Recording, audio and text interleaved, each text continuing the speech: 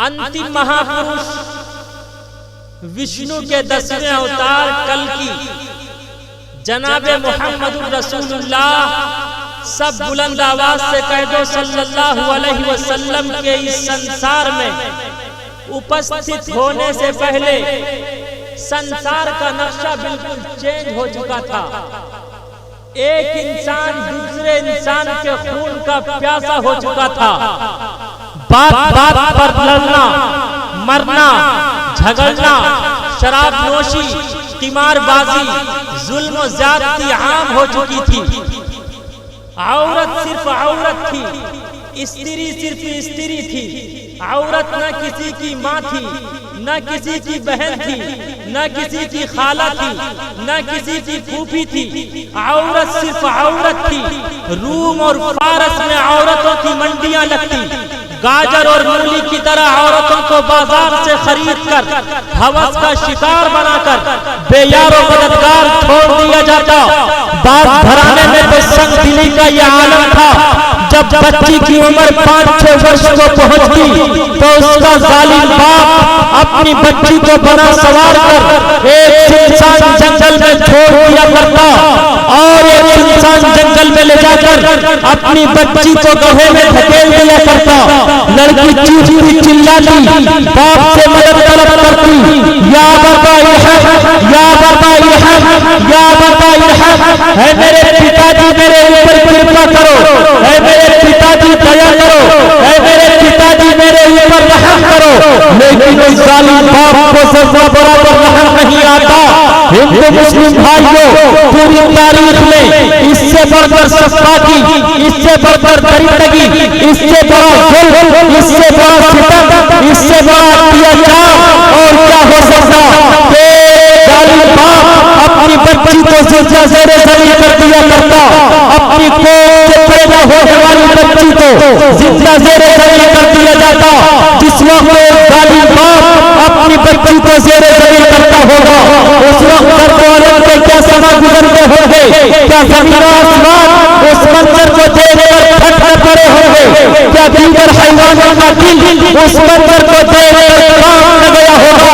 जिस वक्त जालिम बाप अपनी बच्ची को जिंदा ज़ेरे ज़मीन कर रहा था, उस वक्त मासूम कलियों ने ईश्वर के सामने पूछे प्रार्थना करके ईश्वर की वंदना और ईश्वर की इबादत ईश्वर के सामने रो रो कर सावन भादों की तरह आंसू बरसा कर ये दुआ कर रही थी, ऐ मालिक कायनात, ऐ खालिक कायनात, ऐ ज़मीन को ज़मा को, पति को बता को, आसमानों को ज़मीनों को, दरियाओं को जंगलों को, बयाबानों को वीरानों को पैदा करने वाले मुझे इंसानियों के जुल्म से बचा ले, मुझे शैतानों की शैतानत से बचा ले, मुझे खबीसों की खबासत से बचा ले। तो अचानक अर्श अज़ीम फरमा उठा। फिर इसलिए ज़मीन पर एक ऐसा मुस्लिम इंसानियत काली कमली वाले मुस्तफा अहमद मुस्तफा सब खुलंदा वास्ते कहते सल्लल्लाहु अलैहि वसल्लम उपस्थित हुए।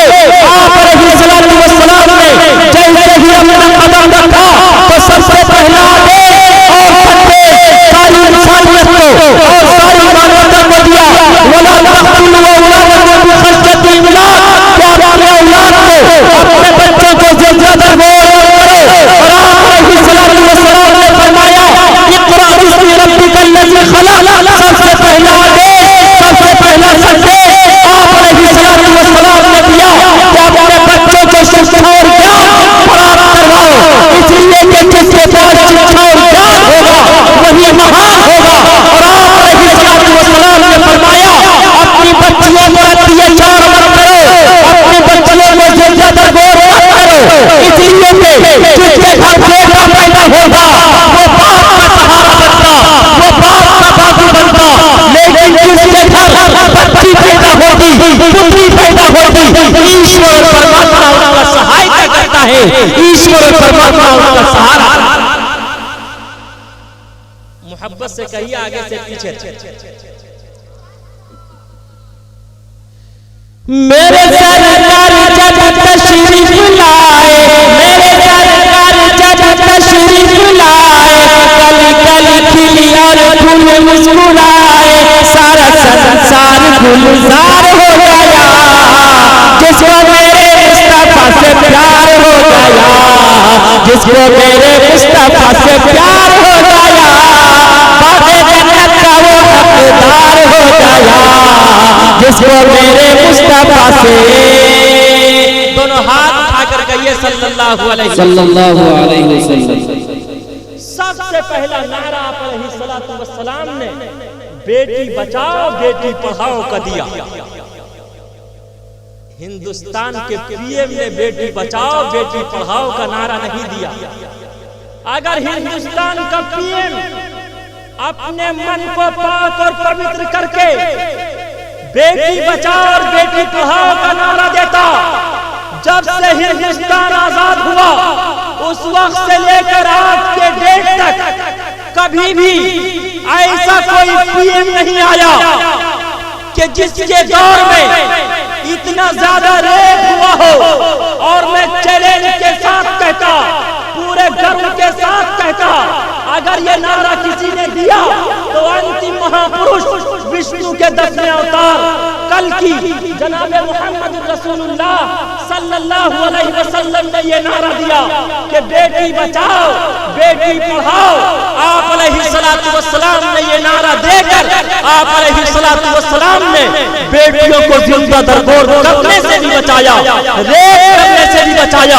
और रेपिस्ट के लिए आप अलैहिस्सलातु वस्सलाम ने एक कानून और लॉ बनाया कि उसे लटका दो और 100 कोड़े बरसाओ, 100 कोड़े मारो, हत्ता कि वो तड़प तड़प कर दम तोड़ दे। आज हिंदुस्तान में जब तेलंगाना की सरजमीन पर एक डॉक्टर प्रियंका रेड्डी के साथ रेप किया जाता है, सारी इंसानियत ने, तमाम लोगों ने न्यूज सुना होगा। डॉक्टर प्रियंका रेड्डी के साथ रेप किया जाता, उसे चंद नौजवान पकड़कर पेट्रोल छिड़ककर रेप करने के बाद पेट्रोल छिड़ककर उसकी शरीर पर पेट्रोल छिड़कने के बाद आग लगा देते हैं। वो तड़प तड़प कर मर जाती है, दम तोड़ देती है, उसका कोई भी पुरसाने हाल नहीं होता। आओ मैं इस्लाम की रोशनी में और तमाम धर्मों का अध्ययन करके मैं स्पष्ट कर देना चाहता हूँ,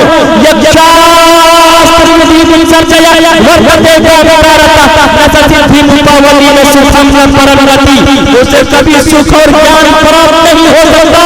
जो बच्चियों को भी एक बच्ची के साथ रेप हो रहा हो, वो निर्भया हो या आसिफा हो या प्रियंका रेड्डी हो या हिंदुस्तान की सरजमीन पर जीवन बिताने वाली हिंदू मुस्लिम की कोई भी बहू बेटी हो, अगर उसके साथ रेप हो उसे तख्तेदार पे लटका देना चाहिए। अंतिम महापुरुष विष्णु के 10वें अवतार जनाबे मोहम्मद रसूलुल्लाह सल्लल्लाहु अलैहि वसल्लम ने फरमाया था, हमने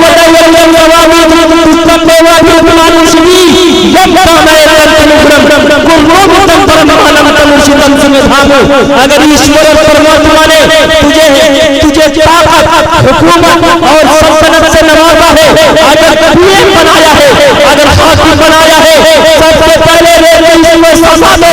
इसलिए हिंदुस्तान में उस वक्त सुकून, अमन, सलामती और शांति, मोहब्बत और प्रेम की फिजा नहीं हो सकती जब तक इस पूरे जमीन पर जितने दुष्कर्म करने वाले हो, जितने भी रेपिस्ट हो, उसे बड़े किरदार तक उसे तख्तेदार पे न लटकाया जाए।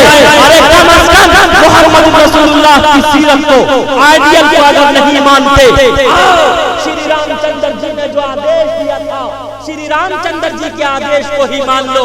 जब श्री रामचंद्र जी की पत्नी सीता मैया का रावण ने अगवा किया था तो श्री रामचंद्र जी ने हनुमान की मदद से रावण से युद्ध किया, रावण के सर को तख्तेदार पे लटका दिया और सारी इंसानियत को, सारी मानवता को, सारी दुनिया को, सारे संसार को यह संदेश दिया।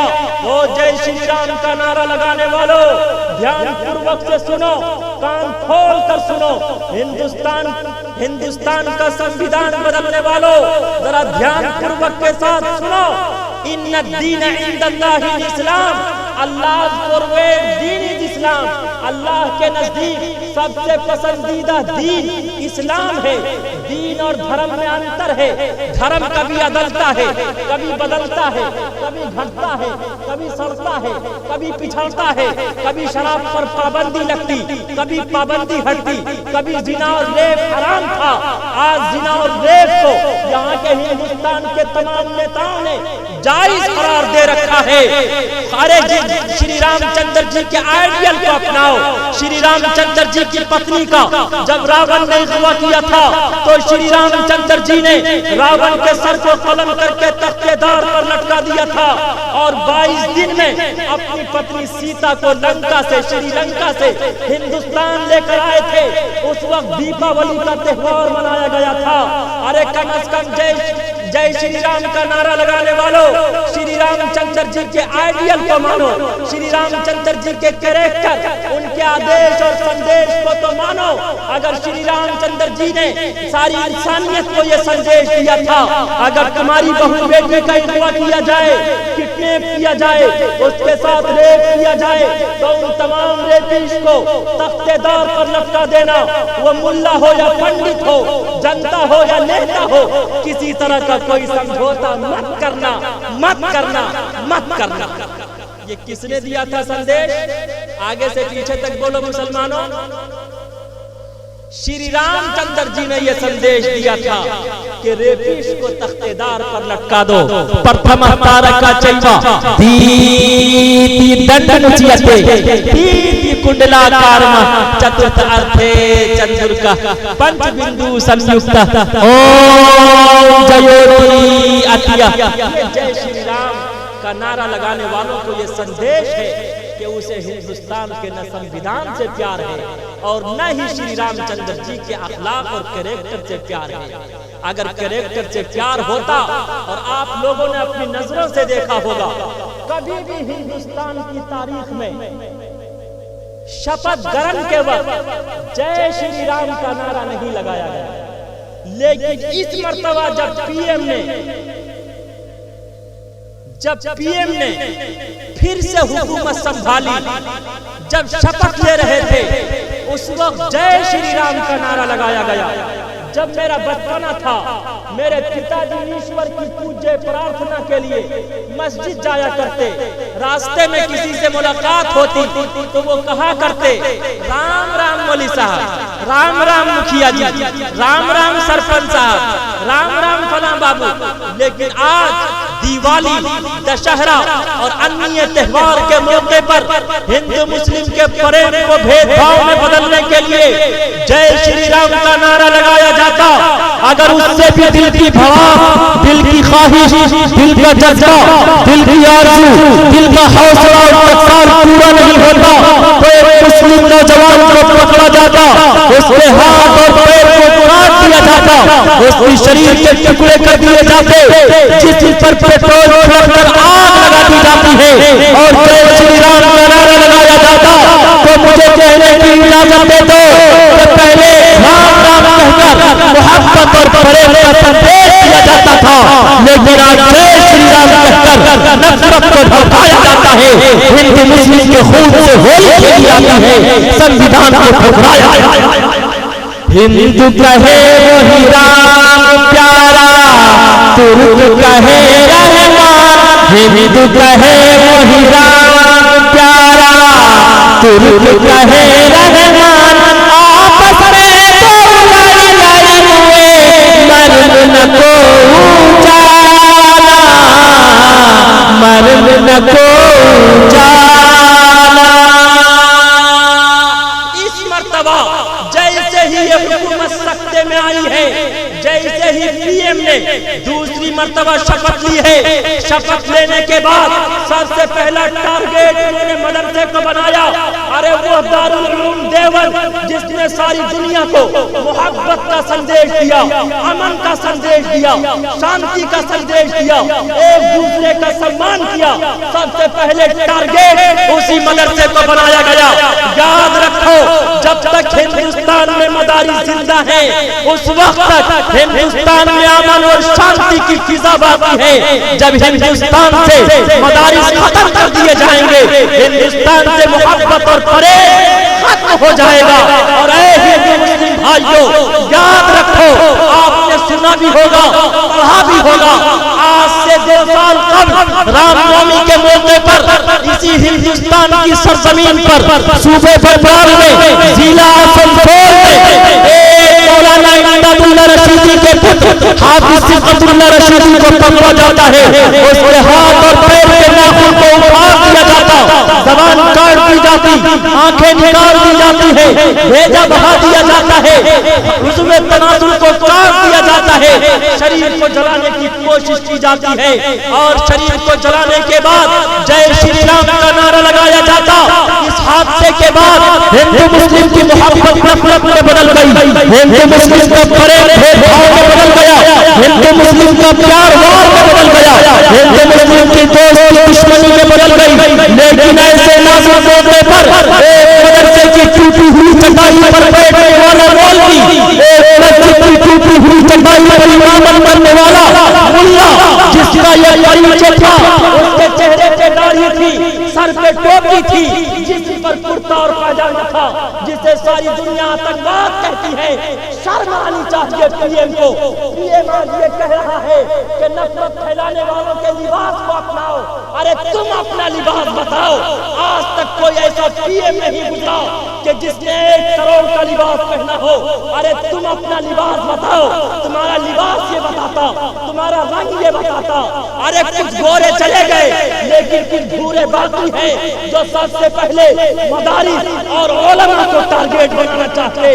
अरे एक मस्जिद और मदरसे की टूटी हुई चटाई पर अमन और शांति का दर्द देने वाला मौलवी, जिससे सारी दुनिया आतंकवाद कहती है, ऐसे नाजुक मौके पर जबकि हिंदू मुस्लिम के प्रेम को नफरत में बदल दिया गया था, ऐसे नाजुक मौके पर भी एक मदरसे और मस्जिद की टूटी हुई चटाई पर बैठने वाला मौलवी, जबकि उनके तमाम हमनवा, उनके तमाम सच्चे भगत ये कह रहे थे कि तमाम के तमाम कुफ्फार और मुश्रिकीन को मुखातब करते हुए, हिंदू भाइयों को मुखातब करते हुए, भेदभाव करने वालों को मुखातब करते हुए कि सुनो, इससे पहले तुमने हमारे पुत्र को तहे देख दिया, इसकी आंखें निकाली, तुमने इसके नाखून को उखेड़ दिया, तुमने इसके शरीर पर पेट्रोल छिड़ककर आग लगा दी। ऐसे नाजुक मौके पर जबकि उनके भक्तों ने कहा कि इसके सर को भी, इन तमाम लोगों के सर को तख्तेदार पे लटका दिया जाए, तमाम लोगों ने तलवार नियाम से निकाल ली कि आज इस जुल्म का बदला लिया जाएगा। लेकिन ऐसे नाजुक मौके पर एक मदरसे की टूटी हुई चटाई पर बैठने वाले मौलवी ने, एक मस्जिद में इमामत करने वाले मौलवी ने, जानशीन शेखुल इस्लाम हजरत मौलाना अरशद मदनी साहब से जुड़े हुए, जमीयत से जुड़े हुए मौलाना इमदादुल्लाह रशीदी ने सारी इंसानियत को, ईवान हुकूमत तक ये पहुंचा दिया कि हमको न सताओ के गुनहगार नहीं है। ये किसने कहा तुमसे कि वफादार नहीं है? जब देश ने मांगा है लहू हमने दिया है, हम फख्रे वतन हैं, कोई गद्दार नहीं है। अपने तमाम भक्तों से कहा, अंतिम महापुरुष का ये संदेश था कि बदला लेने से बेहतर है कि माफ कर दिया जाए। सिलमन कताका वाफु अम्मन ज़लमका व अहसिन इला मन असा इलैक। अंतिम महापुरुष ने ये फरमाया, Islam is spirited by character not by short. इस्लाम तलवार से नहीं, इस्लाम प्यार से फैला है। आज मैं ईवान हुकूमत तक ये पहुंचा देना चाहता कि एक मदरसे के स्टूडेंट ने, एक मदरसे के मौलवी ने, एक मस्जिद के इमाम ने ईवान हुकूमत तक पहुंचा दिया कि हम सबके नबी मोहम्मद रसूलुल्लाह ने मोहब्बत का संदेश दिया है, भेदभाव करने का संदेश नहीं दिया। लेकिन आज मुसलमानों, सबसे पहले मैं आपसे कहूंगा, उन्हीं मदारिस के उलमा से नफरत की जाती है। आज आपका ये प्रोग्राम यहाँ से वहां तक, शुरू से आखिर तक, मगरिब से फजर तक भरा हुआ होता। काश अगर आप अपने उलमा को, सुलहा को जोड़कर चलते, उनके दामन को मजबूती से थामते, आप मदारिस और मकातिब को थामते, मदारिस और मकातिब की तालीम से अपनी जिंदगी को संवारते, तो खुदा की कसम कभी भी बुरा दिन देखने को नहीं आया। आज ही यहाँ से हाथ उठाइए दोनों, सभी हजरात दोनों हाथ उठाइए कि इंशाअल्लाह हम सब कभी भी अपने उलमा के दामन को नहीं छोड़ेंगे। इंशाअल्लाह दोनों हाथ उठाकर वादा कीजिए कि इंशाअल्लाह अल्लाह आप सबके जज्बे को कबूल फरमाए। आज कुत्ते की तरह भौंकने वाले को चैन कर ये कहा करते कि इस्लाम में काफिर को कत्ल करने की इजाजत, इस्लाम में काफिर को कत्ल करने की इजाजत है। आज मैं ये स्पष्ट कर देना चाहता कि व्हाट इज द काफिर, काफिर किसे कहते हैं। इस्लामी मजहबी इस्तिलाह में एक मजहब का मानने वाला दूसरे मजहब के मानने वाले की निगाह में काफिर है। हिंदू मुस्लिम की निगाह में काफिर, मुस्लिम हिंदू की निगाह में काफिर, क्रिश्चियन सिख की निगाह में काफिर, सिख क्रिश्चियन की निगाह में काफिर। लेकिन इसका ये मतलब बिल्कुल नहीं, इसका ये अर्थ और मीनिंग बिल्कुल नहीं कि इस्लाम या कोई धर्म किसी को कत्ल करने की इजाजत देता। अगर इस्लाम किसी को कत्ल करने की इजाजत देता तो अंतिम महापुरुष काली कमली वाले मुस्तफा अहमद मुस्तफा सब बुलंद आवाज से कह दो सल्लल्लाहु अलैहि वसल्लम की बारगाह में एक यहूदी आया। आने का अंदाज बड़ा अजीब व गरीब है। हाथ में नंगी तलवार लेकर आता है, आकर कहता है मोहम्मद मैं दूर से आया हूँ, थका मांदा हूँ, भूख और प्यास से दो चार हूँ, सबसे पहले तुम मुझे भोजन कराओ, सबसे पहले तुम मुझे खाना खिलाओ। और दुनिया वालों और अपने आप को उशाक़ नबी कहने वालों, जरा मेरे नबी का अखलाक देखो, मेरे नबी का किरदार देखो। आप अलैहिस्सलातु वस्सलाम ने दस्तरखान बिछाया, घर में जो खाना हाजिर था माँ हजर दस्तरखान पर रखा। वो यहूदी धड़ल्ले से दस्तरखान पर बैठता है, न मेरे नबी का ख्याल करता न सुन्नत का ख्याल करता, रोटियां तोड़ तोड़ कर कुछ खाता, कुछ जमीन पर गिराता। अंतिम महापुरुष मोहम्मद रसूलुल्लाह सल्लल्लाहु अलैहि वसल्लम निगाहे नबूवत से देख रहे हैं कि आज मेरे ही दस्तरखान पर मेरी सुन्नत की धज्जियां उड़ाई जा रही है, लेकिन आपने न रोका न टोका न बुरा भला कहा। आप अलैहिस्सलाम ने प्रेम किया, सम्मान किया। उसके बाद यहूदी कहता है ऐ मोहम्मद तूने मेरा प्रेम, तूने मुझसे प्रेम भी किया, मेरा सम्मान भी किया, भोजन भी कराया, पानी भी पिलाया। ऐ मोहम्मद अब मेरे आराम के लिए बिस्तर लगा दो।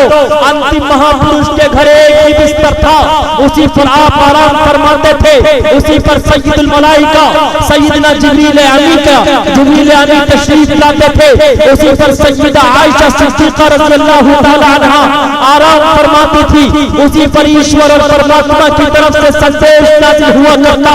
आप अलैहिस्सलातु वस्सलाम का बिस्तर मुबारक पाक और पवित्र था। यहूदी काफिर था, कुफ्र के दलदल में फंसा हुआ था, लेकिन मेरे नबी का मेहमान था। अगर इस्लाम किसी काफिर को कत्ल करने का अधिकार या आदेश देता तो अंतिम महापुरुष मोहम्मद रसूलुल्लाह उसी की तलवार से उसके सर को कलम कर देते, लेकिन अंतिम महापुरुष ने उसका सम्मान किया।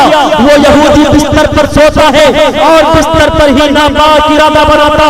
मैंने मोहम्मद को हर तरह से आजमाया, बिल्कुल हक पाया, सच पाया, खरा पाया, उम्दा अखलाक और किरदार वाला पाया, लेकिन एक मर्तबा और आजमाऊंगा, उसके बाद पता चलेगा क्या ये वही अंतिम महापुरुष है जिसका चर्चा मैं सुना करता था कि मक्का मुकर्रमा में एक नबी आएगा, उसका अखलाक और किरदार बहुत उम्दा होगा। ये बात, ये औसाफ, ये चाल, ये चलन इसमें पाई जा रही है। हो न हो आखिरी नबी अंतिम महापुरुष यही है, लेकिन एक मर्तबा और आजमाऊंगा। उसने आप अलैहिस्सलातु वस्सलाम के बिस्तर पर पेशाब किया, पाखाना किया, बोलो बरास करके आपके बिस्तर को नजीस और नापाक करके रात की तन्हाई में, रात की तारीकी में तलवार छोड़कर अपने घर की तरफ रवाना होता। आप अलैहिस्सलातु वस्सलाम मेहमान की खबरगिरी के लिए आते तो देखते क्या है, मेहमान गायब है, बिस्तर पे नजासत पड़ी हुई है, बिस्तर से बदबू आ रही है। आप अलैहिस्सलाम मेहमान गायब है। आप अलैहिस्सलातु वस्सलाम ने जैसे ही देखा मेहमान गायब है, बिस्तर से बदबू आ रही है, आप अलैहिस्सलातु वस्सलाम अपना सर सजदे में रखकर रोने लगे, गिड़गिड़ाने लगे, सावन भादों की तरह आंसू बरसाने लगे। कहा, ईश्वर परमात्मा, मैंने अपने मेहमान की खबरगिरी नहीं की, तू मेरी गलती को, मेरी कमी कोताही को माफ फरमा।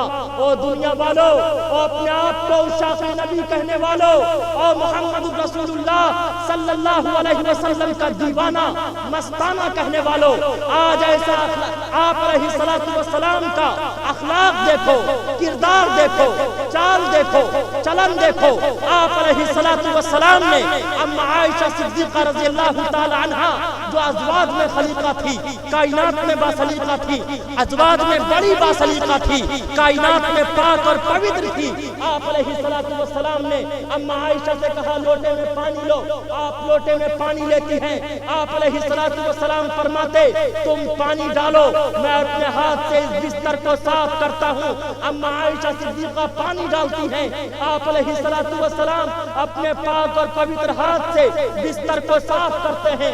उधर से मेरे आका का गुलाम बिलाल आ गया।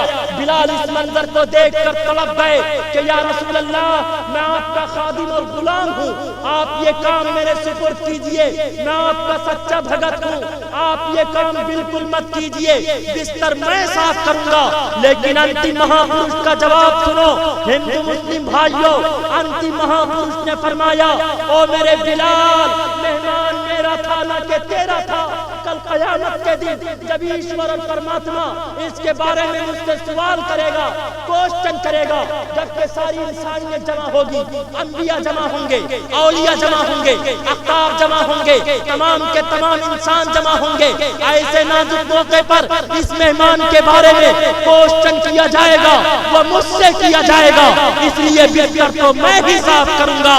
और दुनिया वालों, और मोहम्मद रसूलुल्लाह सल्लल्लाहु अलैहि वसल्लम की शख्सियत को, आप अलैहिस्सलाम के अखलाक और किरदार को बिगाड़ने वालों, अंतिम महापुरुष मोहम्मद रसूलुल्लाह सल्लल्लाहु अलैहि वसल्लम के जिस्म पर जिसने पत्थर बरसाया था, आपके रास्ते में जिसने कांटे बिछाए थे, आप अलैहिस्सलातु वस्सलाम ने उसे भी गले से लगा लिया था और ताइफ के तमाम दरिंदों को माफ कर दिया था। और आप अलैहिस्सलातु वस्सलाम ने फरमाया, अल यौम यौमुल मरहमा, आज तो माफी का दिन है। फतह मक्का के मौके पर आपने फरमाया था, आज तो माफी का दिन है। जबकि अंतिम महापुरुष मोहम्मद रसूलुल्लाह सल्लल्लाहु अलैहि वसल्लम के तमाम दीवाने, तमाम के तमाम कुफ्फार और मुश्रिकीन को पुकार कर कह रहे थे, माजी तुम्हारा था, हाल हमारा है, कल तुम्हारी तलवारें थी, हमारी गर्दनें थी, लेकिन आज हमारी तलवारें होंगी, तुम्हारी गर्दनें होंगी। मोहम्मद रसूलुल्लाह के सरबकफ सिपाही आ गए। ऐसे नाजुक मौके पर अंतिम महापुरुष ने फरमाया, नहीं नहीं, अल यौम यौमुल मरहमा, आज अल यौम यौमुल मरहमा, गोश्त काटने का दिन नहीं है, बदला लेने का दिन नहीं है, युद्ध करने का दिन नहीं है, बल्कि आज तो माफी का दिन है, आज मोहब्बत का दिन है, आज एक दूसरे को सीने से लगाने। आगे से पीछे तक कहिए सल्लल्लाहु अलैहि वसल्लम। बहरे तबलीगे थी, बहरे तबलीगे थी, जब के ताइफ गए, मिलके कुफार पाथर लगे मारने, मिलके कुफार पाथर लगे मारने। चुर जख्म से बदन देती दिल को थी चुभन, देती दिल को थी चुभन, चुर जख्म से बदन लब पे जारी थी दुआ, मुस्तफा सल्ले अला, मुस्तफा सल्ले अला, मुस्तफा सल्ले अला, मुस्तफा सल्ले अला, मुस्तफा सल्ले अला। कहिए सल्लल्लाहु अलैहि वसल्लम। बुलंद आवाज से दोनों हाथ उठाकर कहिए, सुनना चाहते हैं तो मैं सुनाऊंगा। मैं तो आप सबके जज्बे को, आप सबके हौसले को देखना चाहता, इसलिए कि इस्लाम पूरा 8 लफ्जों से मिलकर बना है। अलिफ, सीन, लाम अलिफ, मीम, पाव, वाव, रा, 8 लफ्जों से मिलकर बना है। ये असल 8 लफ्ज नहीं है बल्कि 8 समंदर है। उलमा बैठे हैं, 8 समंदर हैं और इस्लामपुर ने इल्म का दरिया बहाया है। 8 समंदर हैं। अलिफ से उखुवत, सीन से सलामत, लाम से लिल्लाहियत, फिर अलिफ से उल्फत, मीम से मोहब्बत, पासे परहेजगारी, वासे वफादारी, रासे रवादारी, इन तमाम चीजों के मजमुआ हैं आप लोग। उसके बावजूद आप लोग इस तरह खामोश रहेंगे। मैं इसी खामोशी में सुनाने का कायल नहीं हूँ। दोनों हाथ उठाकर बताइए, सुनना चाहते हैं कुछ? तो थोड़ा मिल मिल के बैठिए, मिल मिल के बैठिए, थोड़ा सा मिल मिल के बैठ जाइए। ये जितने सोए हुए हैं इन लोगों को बेदार कर दीजिए, इसलिए कि यहाँ उलमा बैठे हुए हैं। इनके पास बड़ा पावर है, बड़ा दम है, और जो ताकत और कुव्वत दम में है वो बम में नहीं है। यहाँ दम है। आज हिंदुस्तान में चारों तरफ बम नजर आ रहे हैं। पूरा हिंदुस्तान बम और बारूद के ढांचे की शक्ल में नजर आ रहा है, लेकिन हम सबके पास दम है। ऐसे माहौल में भी इस्लामपुर के नौजवानों ने, यहाँ के उलमा ने, सुलहा ने, बड़ों ने, छोटों ने, सबने मोहब्बत और प्रेम का इजहार किया है। आज पूरी दुनिया को ये बता देना चाहता कि ये तमाम के तमाम लोग ऐसे नाजुक मौके पर भी मोहब्बत और प्रेम का संदेश दे रहे हैं और जिंदगी के आखिरी सांस तक मोहब्बत और प्रेम का संदेश देते रहेंगे। इंशाअल्लाह देते रहेंगे। आगे से पीछे तक हाथ उठाकर बताइए, जितने लोग सोए हैं जल्दी से उन्हें बेदार कर दीजिए। अरे अब आप लोगों में दम आया है। हकीकतन जो ताकत और कुव्वत, जो पावर दम में है वो बम में, अरे आगे से पीछे तक बोलो, बम में नहीं है। अगर है तो बताओ, मैं आजमा लूं, मार के आजमा लूं। यहां बम कहां से आएगा? जिसके पास दम होता है।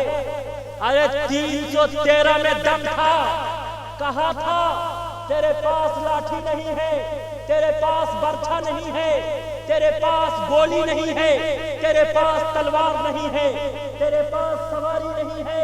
लेकिन कहा था अबू बकर सिद्दीक ने, कहा था बिलाल हबशी ने, कहा था अल्लाह के नबी के दीवाने ने, अरे मेरे पास तलवार नहीं है, अरे तू क्यों उछलता? मेरे पास घोड़े नहीं है, तू क्यों सुकून से नहीं बैठता? अरे मेरे पास बर्छा नहीं है, तू क्यों मुझे सबक और पाठ पढ़ाता? अरे मेरे पास, ठीक है, मेरी माएं दुनिया से रुखसत हो जाएंगी, बच्चे यतीम हो जाएंगे, बीवी बेवा हो जाएगी। अरे तू क्यों टर करता? तेरे पास लाठी है, तू क्या कर लेगा? अरे इंटरनेट बंद करके तू क्या बताना चाहता कि सारी दुनिया उस खबर से आगाह नहीं हो पाएगी? अरे पहले भी इंटरनेट नहीं था, पहले भी यूट्यूब का जमाना नहीं था, पहले भी न्यूज नहीं था। अब फिर एक ऐसा जमाना आएगा, फिर इंटरनेट खत्म होगा, न्यूज खत्म होगा। ये मुसलमान अपने ईमान की ताकत और कुव्वत से सारी दुनिया को फिर ललकारेंगे, अपना खून पेश करेंगे, अपनी बीवियों को बेवा, बच्चों को यतीम कर देंगे, लेकिन कभी भी हिंदू मुस्लिम के प्रेम को भेदभाव में नहीं बदलने देंगे, कभी भी हिंदुस्तान के संविधान से खिलवाड़ करने नहीं देंगे। अरे अभी तो हम मुसलमान अभी रोड पर आए हैं, सड़कों पर आए हैं, अभी QAB के खिलाफ, जो कि सबसे बड़ा जहर है। QAB हिंदुस्तान के लिए, CAB हिंदुस्तान के लिए सबसे बड़ा जहर है। अभी हम सब सिर्फ और सिर्फ हिंदुस्तान की सड़कों पर, गली और कूचे में आए हैं। याद रखो, अगर तुम इससे भी नहीं मानोगे तो हम उलमा, ये तमाम के तमाम नौजवान, ये मदरसे में मोहब्बत, अमन और शांति की शिक्षा और तालीम देने वाले, आज जो तुम जुल्म सितम का पहाड़ तोड़ रहे हो, ऐसे नाजुक मौके पर भी हम फिर अपनी कमर कस के अपनी तलवार टीपू सुल्तान की तरह से नियम से बाहर निकाल के हम तुम्हारी गर्दन को कुचल देंगे, लेकिन कभी भी हिंदुस्तान के परेड को नहीं बदलने देंगे, हिंदुस्तान के संविधान को नहीं बदलने देंगे। इंशाअल्लाह दोनों हाथ उठाकर कहिए, नोटबंदी करके जिस तरह हिंदुस्तान के तमाम लोगों को लाइन में खड़ा कर दिया गया, हिंदू भाइयों मैं आपसे भी कहता हूं, अगर आप अभी नहीं जागे तो कभी नहीं जाग पाओगे। बताओ, जब नोटबंदी हुई थी उस वक्त सिर्फ मुस्लिम लाइन में लगे थे या सिख लाइन में लगा था? क्या हिंदू पर वो आफत नहीं आई थी? याद रखो, न हिंदू खतरे में है न मुस्लिम खतरे में है, ये हिंदुस्तान खतरे में है। अगर हिंदू मुस्लिम के परेड को भेदभाव में बदलोगे तो याद रखो, हमने तो अंग्रेज का मुकाबला किया था, अंग्रेज को यहाँ चलने नहीं दिया था, अंग्रेज की जिंदगी दो भर कर दी थी। अंग्रेज के खिलाफ सबसे पहले तलवार उठाने वाला अगर हिंदुस्तान में कोई था तो उस माई का लाल, वो उस माई के लाल का नाम था टीपू सुल्तान। इसी तरह अभी अगर कोई है तो सिर्फ और सिर्फ हिंदू मुस्लिम का वो परेड है, वो परेड हिंदुस्तान के संविधान के खिलाफ अगर कोई आवाज उठा रहा हो, उस आवाज को दबाएंगे। अगर वो मोहब्बत से नहीं मानेगा तो हाथ उठाएंगे, हाथ से नहीं मानेगा तो याद रखो फिर वही करेंगे जो कि श्री कृष्ण ने अर्जुन से कहा था, यदा यदा ही धर्मस्, इन तमाम धर्म को उल्लंघन करने वालों को, इन तमाम के तमाम लोगों को जो कि मानवता के खिलाफ हिंदू मुस्लिम के प्रेम को मोहब्बत के बजाय नफरत में बदलते हैं, इन तमाम लोगों को तख्तेदार पे लटका दो। फिर उस वक्त श्री कृष्ण ने और अर्जुन ने उसके दामन को थामा था, उसकी बात पर अमल किया था और सच्चा भगत बन के तमाम शरीयत को उल्लंघन करने वाले को, धर्म के उल्लंघन करने वाले को तख्तेदार पे लटकाया था, कत्ले आम किया था। याद रखो, हम तो अंग्रेज से नहीं डरे, आज मैं तुमसे क्या डरूंगा? ये मुसलमान न कभी किसी से डरा है, न डर रहा है, न डरेगा। आपने सुना होगा नमरूद का नाम, नमरूद ने बहुत अमरूद खाया। अमरूद की खासियत ये है वो खुद तो हजम नहीं होता, लेकिन दूसरे के लिए हजमोला और पाचक बन जाता है। हर एक जब बैतुल खला बाथरूम जाते हैं तो उसका करिश्मा देखते हैं। नमरूद ने बहुत अमरूद खाया था। एक लंगड़ा मच्छर नाक में घुसा, दिमाग में जाकर चिपक गया। जो लंगड़ा होता है वो बड़ा चालू होता है। नमरूद ने हुक्मा को बुलाया, अतिबा को बुलाया, कहा मेरे लिए कोई दवा तजवीज़ करो, मेरे लिए कोई दवा तजवीज़ करो। हकीम ने कहा कि थपथपाना पड़ेगा। क्या करना पड़ेगा? हर आगे से पीछे तक बोलो। कहा थपथपाना पड़ेगा। कहा ठीक है, जल्दी थपथपाओ, जल्दी से मेरा इलाज करो। कहा किस चीज से थपथपाओगे? उसने भी सोचा कि पूरी जिंदगी से मुझे थपथपाया है, आज गोल्डन चांस मिला है। अरे तुमने ट्रिपल तलाक का कानून नाफिज कर दिया, हम मुसलमान खामोश रहे। 370 का धारा हटा दिया, हम मुसलमान खामोश रहे। अरे तुमने हज में तब्दीली कर दी, हम मुसलमान खामोश रहे। अरे तुमने बेशुमार चीजों को तब्दील कर दिया और तब्दील करने पे आए हो, और तुमने एनआरसी लागू करके करोड़ों रुपए खर्च करके तुम अपनी सियासत की कुर्सी सेकते रहे। अब भी तुम सियासत की कुर्सी सेकने के लिए हिंदू मुस्लिम के प्रेम को नफरत में बदलते हो। याद रखो, अगर तुम हमें अपना जनता नहीं मानते तो हम भी तुम्हें अपना पीएम नहीं मानते। हम कभी भी पीछे हटने वाले नहीं हैं, हम जिंदा दिल हैं, जिंदा कौम की औलाद हैं। अल्लामा इकबाल ने कहा था, 10 तो 10 दरिया में न छोड़े हमने, बहरे जुल्मात में घोड़े दौड़ा दिए हमने।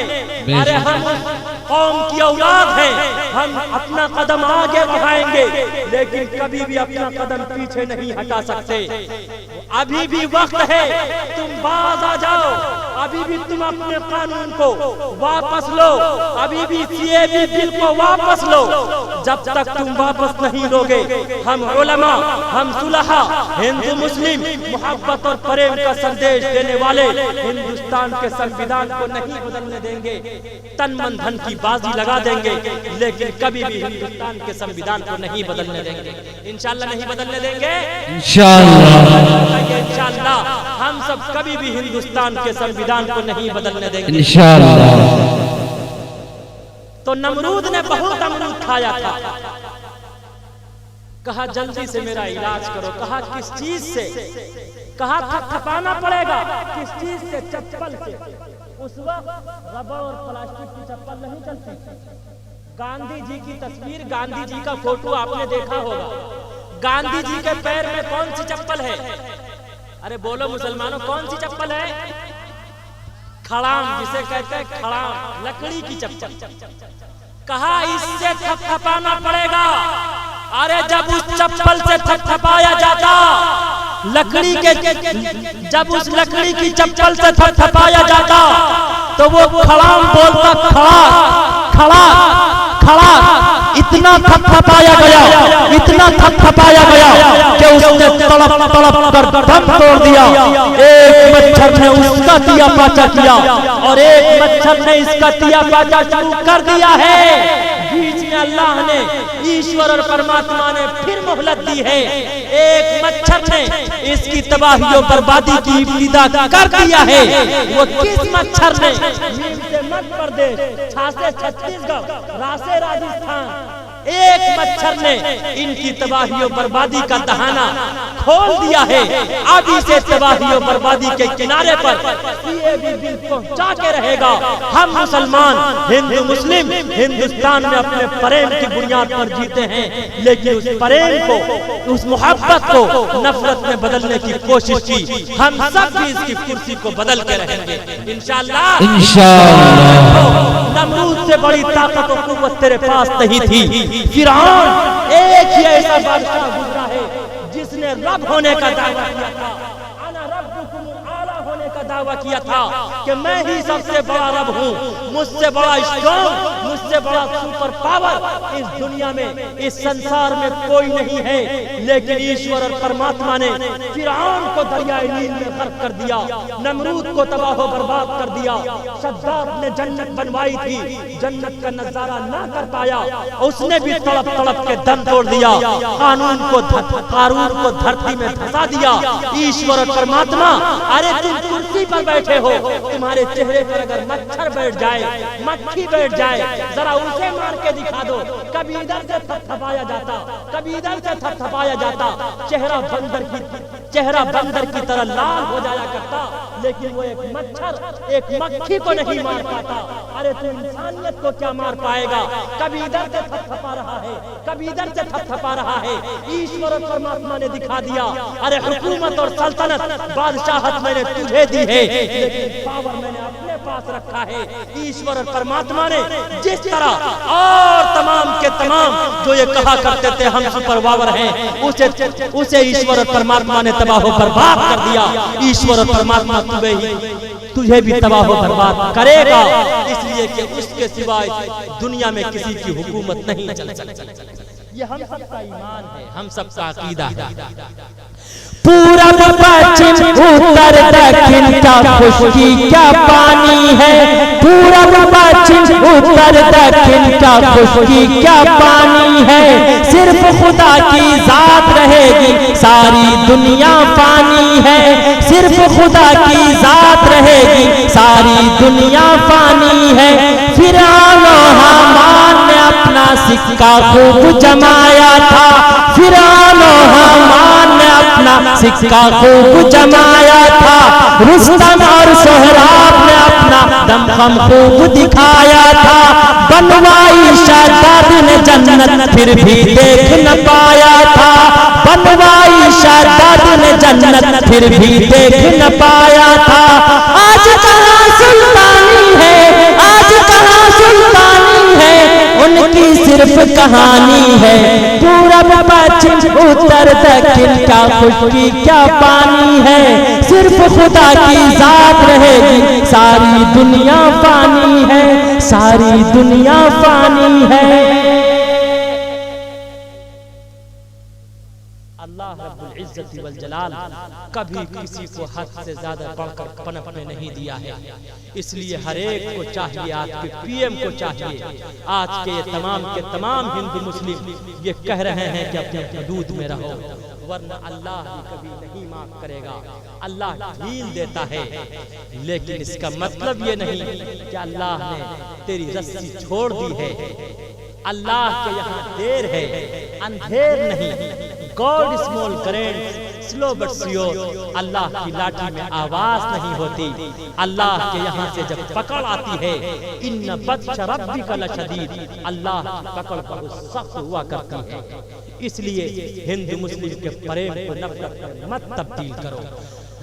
श्री कृष्णा जी ने कहा था, प्रथम तारका चैवा दीति दंड मुच्यते दीति कुंडलाकार चतुर्थ अर्थे चंद्रुका पंच बिंदु संयुक्त ओम जयोति अतिया वेदाः अहमदं पुरुषं महान्तम द्वितीय वलनं तमसः परस्तार तमिव विदिताति मृत्युमिति नानयः पनथा विधाति अनाय यक्षास्त्रमिधि उत्सर्जय वर्तते कामकारतः न सिद्धि मुकावनी न सुखम न परम गति। हर व्यक्ति को चाहिए कि सबसे पहले वो धार्मिक शिक्षा और ज्ञान प्राप्त करे। इसलिए कि जो धार्मिक शिक्षा और ज्ञान प्राप्त करता है उसके जीवन में सुख प्राप्त होती है। जो धार्मिक शिक्षा और ज्ञान प्राप्त करता है मरने के बाद उसका निर्माण होता है। जो धार्मिक शिक्षा और ज्ञान प्राप्त करता है उसके जीवन में उसे बुद्धि प्राप्त होती है। सबसे पहले हर इंसान, हर व्यक्ति को चाहिए कि वो अपना धार्मिक शिक्षा और ज्ञान प्राप्त करे। इंशाअल्लाह हम सब धार्मिक शिक्षा और ज्ञान प्राप्त करेंगे इंशाअल्लाह। भाइयों की 4 मशहूर किताबें हैं, यजुर्वेद, अथर्ववेद, सामवेद, ऋग्वेद। सबके साथ वेद का शब्द जुड़ा हुआ है जिसका अर्थ और मीनिंग है शिक्षा और ज्ञान। अंतिम महापुरुष पर all praise be to Allah Lord of all the world, उस ईश्वर और परमात्मा ने अंतिम महापुरुष पर जो अंतिम ईश्वरीय ग्रंथ नाजिल किया उसका नाम है कुरान। और कुरान का अर्थ और मीनिंग ही है शिक्षा और ज्ञान। और जब तक शिक्षा और ज्ञान जो व्यक्ति प्राप्त करेगा, जो व्यक्ति प्राप्त करेगा, शिक्षा और ज्ञान प्राप्त करने की कोई उम्र नहीं होती। अंतिम महापुरुष पर 40 साल की उम्र में कुरान करीम का सबसे पहला संदेश नाजिल हुआ। अगर किसी की उम्र चाहे 40 साल की हो गई हो, अगर वो कुरान पढ़ना न जानता हो, धार्मिक फराइज व वाजिबात से वाकिफ न हो, उसे चाहिए कि वो मदारिस में, मकातिब में, मसाजिद में जाकर उलमा से, सुलहा से वो धार्मिक शिक्षा और ज्ञान प्राप्त करे। सबसे पहले धार्मिक शिक्षा और ज्ञान प्राप्त करो, उसके बाद अपने बच्चे को डॉक्टर बनाओ, इंजीनियर बनाओ, प्रोफेसर बनाओ, अपने बच्चे को थानेदार बनाओ, पायलट बनाओ। इसके लिए कोई मना नहीं करता। इंशाअल्लाह हम सब शिक्षा और ज्ञान प्राप्त करेंगे। दोनों हाथ उठाकर बताइए, वादा कीजिए। सबसे पहला संदेश इंशाअल्लाह शिक्षा और ज्ञान प्राप्त करेंगे सभी हज़रात इंशाअल्लाह। अपने बच्चे को करवाएंगे इंशाअल्लाह। जात न पूछो साधु जी पूछ लीजिए ज्ञान, जात न पूछो साधु जी पूछ लीजिए ज्ञान, मोल करो तलवार का पड़ा रहन दो ज्ञान, पड़ा रहन दो ज्ञान। मोहम्मद रसूलुल्लाह सल्लल्लाहु अलैहि वसल्लम पर सबसे पहली जो आप अलैहिस्सलातु वस्सलाम पर जो कुरान करीम की आयत नाजिल हुई, सबसे पहले कहा गया इक़रा बिस्मि रब्बिकल लज़ी खलक़, बिस्मिल्लाहिर रहमानिर रहीम। इक़रा बिस्मि रब्बिकल लज़ी खलक़, ईश्वर और परमात्मा के नाम से पढ़ो। इसी तरह वेद, यजुर्वेद, अथर्ववेद की जब शुरुआत होती है तो ओम शब्द से शुरू होती है। हम सब जब अपना कुरान पढ़ते हैं तो कहते हैं बिस्मिल्लाहिर रहमानिर रहीम। इसी को संस्कृत में ओम कहते हैं। अंग्रेजी जबान में इन the name of Allah most benevolent अंग्रेजी में कहते हैं, और जिसे गिनती और आदत के एतबार से 786 कहते हैं। अंतिम महापुरुष विष्णु के 10वें अवतार जनाब मोहम्मद रसूलुल्लाह सल्लल्लाहु अलैहि वसल्लम पर जो ये अंतिम ऐश्वर्य ग्रंथ नाजिल हुआ, अहमे वसौयमिदम वदामी दुष्टम देवा भिरुमानु शिवी यम कामय तंत मुग्रम कुर्नुमितम ब्रह्मानम तमुर्चितम सुमेधाम। हर नमाज में हम लोग ये दुआ करते हैं, अल्लाह से ये दुआ करते हैं, इहदिन सिरातल मुस्तकीम, ईश्वर और परमात्मा हमें सतमार्ग पे चला, guide us to the path that is straight, हम सबको सीधे रास्ते पे चला, ये ईश्वर और परमात्मा कहता है। और हम सब नमाज की हर रकत में सबसे पहले सूरह फातिहा पढ़ते हैं। सूरह फातिहा की इब्तिदा बिस्मिल्लाहिर्रहमानिर्रहीम से होती है। अंतिम महापुरुष मोहम्मद रसूलुल्लाह सल्लल्लाहु अलैहि वसल्लम पर जो ये ऐश्वर्य ग्रंथ नाजिल हुआ, इसका खुलासा अल्लाह रब्बुल इज्जत ने तमाम किताबों का खुलासा कुरान करीम में बयान किया। फिर कुरान करीम का खुलासा 30 पारे में बयान किया, 30 पारे का खुलासा सूरह बकरा में बयान किया, सूरह बकरा का खुलासा सूरह बकरा के आखिरी रुकू में बयान किया, सूरह बकरा के आखिरी रुकू का खुलासा सूरह फातिहा में बयान किया गया। सूरह फातिहा का खुलासा अल्लाह रब्बुल इज्जत वल जलाल ने इहदिनस सिरातल मुस्तकीम सिरातल लज़ीना अनअमत अलैहिम गैरिल मग़ज़ूबि अलैहिम वलज़्ज़ालिमीन में बयान किया। गैरिल मग़ज़ूबि अलैहिम वलज़्ज़ालिमीन का खुलासा इहदिनस सिरातल मुस्तकीम में बयान किया। इहदिनस सिरातल मुस्तकीम का खुलासा इय्याका नअबुदु व इय्याका नस्तईन में बयान किया। इय्याका नअबुदु व इय्याका नस्तईन का खुलासा अल्हम्दुलिल्लाहि रब्बिल आलमीन में बयान किया। अल्हम्दुलिल्लाहि रब्बिल आलमीन का खुलासा बिस्मिल्लाहिर रहमानिर रहीम में बयान किया। बिस्मिल्लाहिर रहमानिर रहीम का खुलासा अर्रहमानिर रहीम में बयान किया। अर्रहमानिर रहीम का खुलासा लफ्ज़ अल्लाह में बयान किया। लफ्ज़ अल्लाह का खुलासा बासीन मीम में बयान किया। बासीन मीम का खुलासा मीम में बयान किया। मीम का खुलासा सीन में बयान किया। सीन का खुलासा बा में बयान किया। बा का खुलासा बा के नुक्ते में बयान किया। और सारी इंसानियत और सारी मानवता को यह आदेश दिया, ये संदेश दिया, अगर धरती को पढ़ना जानते हो, अगर धरती को जानना चाहते हो, अंतिम ऐश्वर्य ग्रंथ पढ़ो। आकाश को जानना चाहते हो, अंतिम ऐश्वर्य ग्रंथ पढ़ो। चंद्रमा को जानना चाहते हो, अंतिम ऐश्वर्य ग्रंथ पढ़ो। सूरज को जानना चाहते हो, अंतिम ऐश्वर्य ग्रंथ पढ़ो। बदर को जानना चाहते हो, शजर को जानना चाहते हो, हजर को जानना चाहते हो, कमर को जानना चाहते हो, नबातात, जमादात, हैवानात, कुल कायनात और कायनात के ज़र्रे ज़र्रे को जानना चाहते हो तो पढ़ो in the name of Allah most benevolent every merciful बिस्मिल्लाहिर रहमानिर रहीम अल्हम्दुलिल्लाहि रब्बिल आलमीन बिस्मिल्लाहिर रहमानिर रहीम अलिफ लाम मीम बिस्मिल्लाहिर रहमानिर रहीम यासीन बिस्मिल्लाहिर रहमानिर रहीम अर्रहमान अल्लमल कुरान बिस्मिल्लाहिर रहमानिर रहीम वन नज्म इज़ा हवा बिस्मिल्लाहिर रहमानिर रहीम अम्मा यतसाअलून बिस्मिल्लाहिर रहमानिर रहीम अलम तरा कैफ फअल रब्बुका बिअस्हाबिल फील बिस्मिल्लाहिर रहमानिर रहीम लिइलाफि कुरैश बिस्मिल्लाहिर रहमानिर रहीम अरअयता अल्लज़ी युकज़्ज़िबु बिद्दीन बिस्मिल्लाहिर रहमानिर रहीम वल अस्र बिस्मिल्लाहिर रहमानिर रहीम इन्ना अतैनाकल कौसर बिस्मिल्लाहिर रहमानिर रहीम कुल या अय्युहल काफिरून बिस्मिल्लाहिर रहमानिर रहीम तब्बत यदा अबी लहब बिस्मिल्लाहिर रहमानिर रहीम इज़ा जाअ नस्रुल्लाह बिस्मिल्लाहिर रहमानिर रहीम कुल हुवल्लाहु अहद बिस्मिल्लाहिर रहमानिर रहीम कुल अऊज़ु बिरब्बिन नास मलिकिन नास इलाहिन नास मिन शर्रिल वसवासिल खन्नास अल्लज़ी युवस्विसु फी सुदूरिन नास मिनल जिन्नति वन नास। ईश्वर और परमात्मा का नाम लेकर पढ़ो, कायनात के ज़र्रे ज़र्रे को पढ़। इंशाअल्लाह हम सब पढ़ेंगे इंशाअल्लाह से बुलंद आवाज से इंशाअल्लाह। इस कुरान को पढ़ने वाला सीधा जन्नत जाएगा इंशाअल्लाह। कभी भी हम सब कुरान को कभी भी कुरान और सुन्नत को नहीं छोड़ सकते, इसलिए कि सब दुनिया में जितने भी उलूम व फनून हैं सब ईश्वर और परमात्मा ने इसी कुरान में समा दिया है। छुप छुप छुप छुप छुप छुप रे चली है जन्नत की, छुप छुप छुप छुप छुप रे चली है जन्नत की, अहले सुन्नत की, अहले सुन्नत की, इस गाड़ी पर बैठने वाला सीधा जन्नत जाएगा। कौन बैठना चाहता है इस गाड़ी पे? दोनों हाथ उठाइए। इस गाड़ी पर बैठने वाला सीधा जन्नत जाएगा। इस गाड़ी पर बैठने वाला सीधा जन्नत जाएगा। ये गाड़ी जो छूट गई इंसान बहुत पछताएगा। ये गाड़ी जो छूट गई इंसान बहुत पछताएगा। चिल्लाता रह जाएगा वो रुक रुक रुक रुक रुक रुक रुक रुक रुक रुक रुक छुक छुक छुक छुक रे चली है जन्नत की। छुक छुक छुक छुक रे चली है जन्नत की अहले सुन्नत की।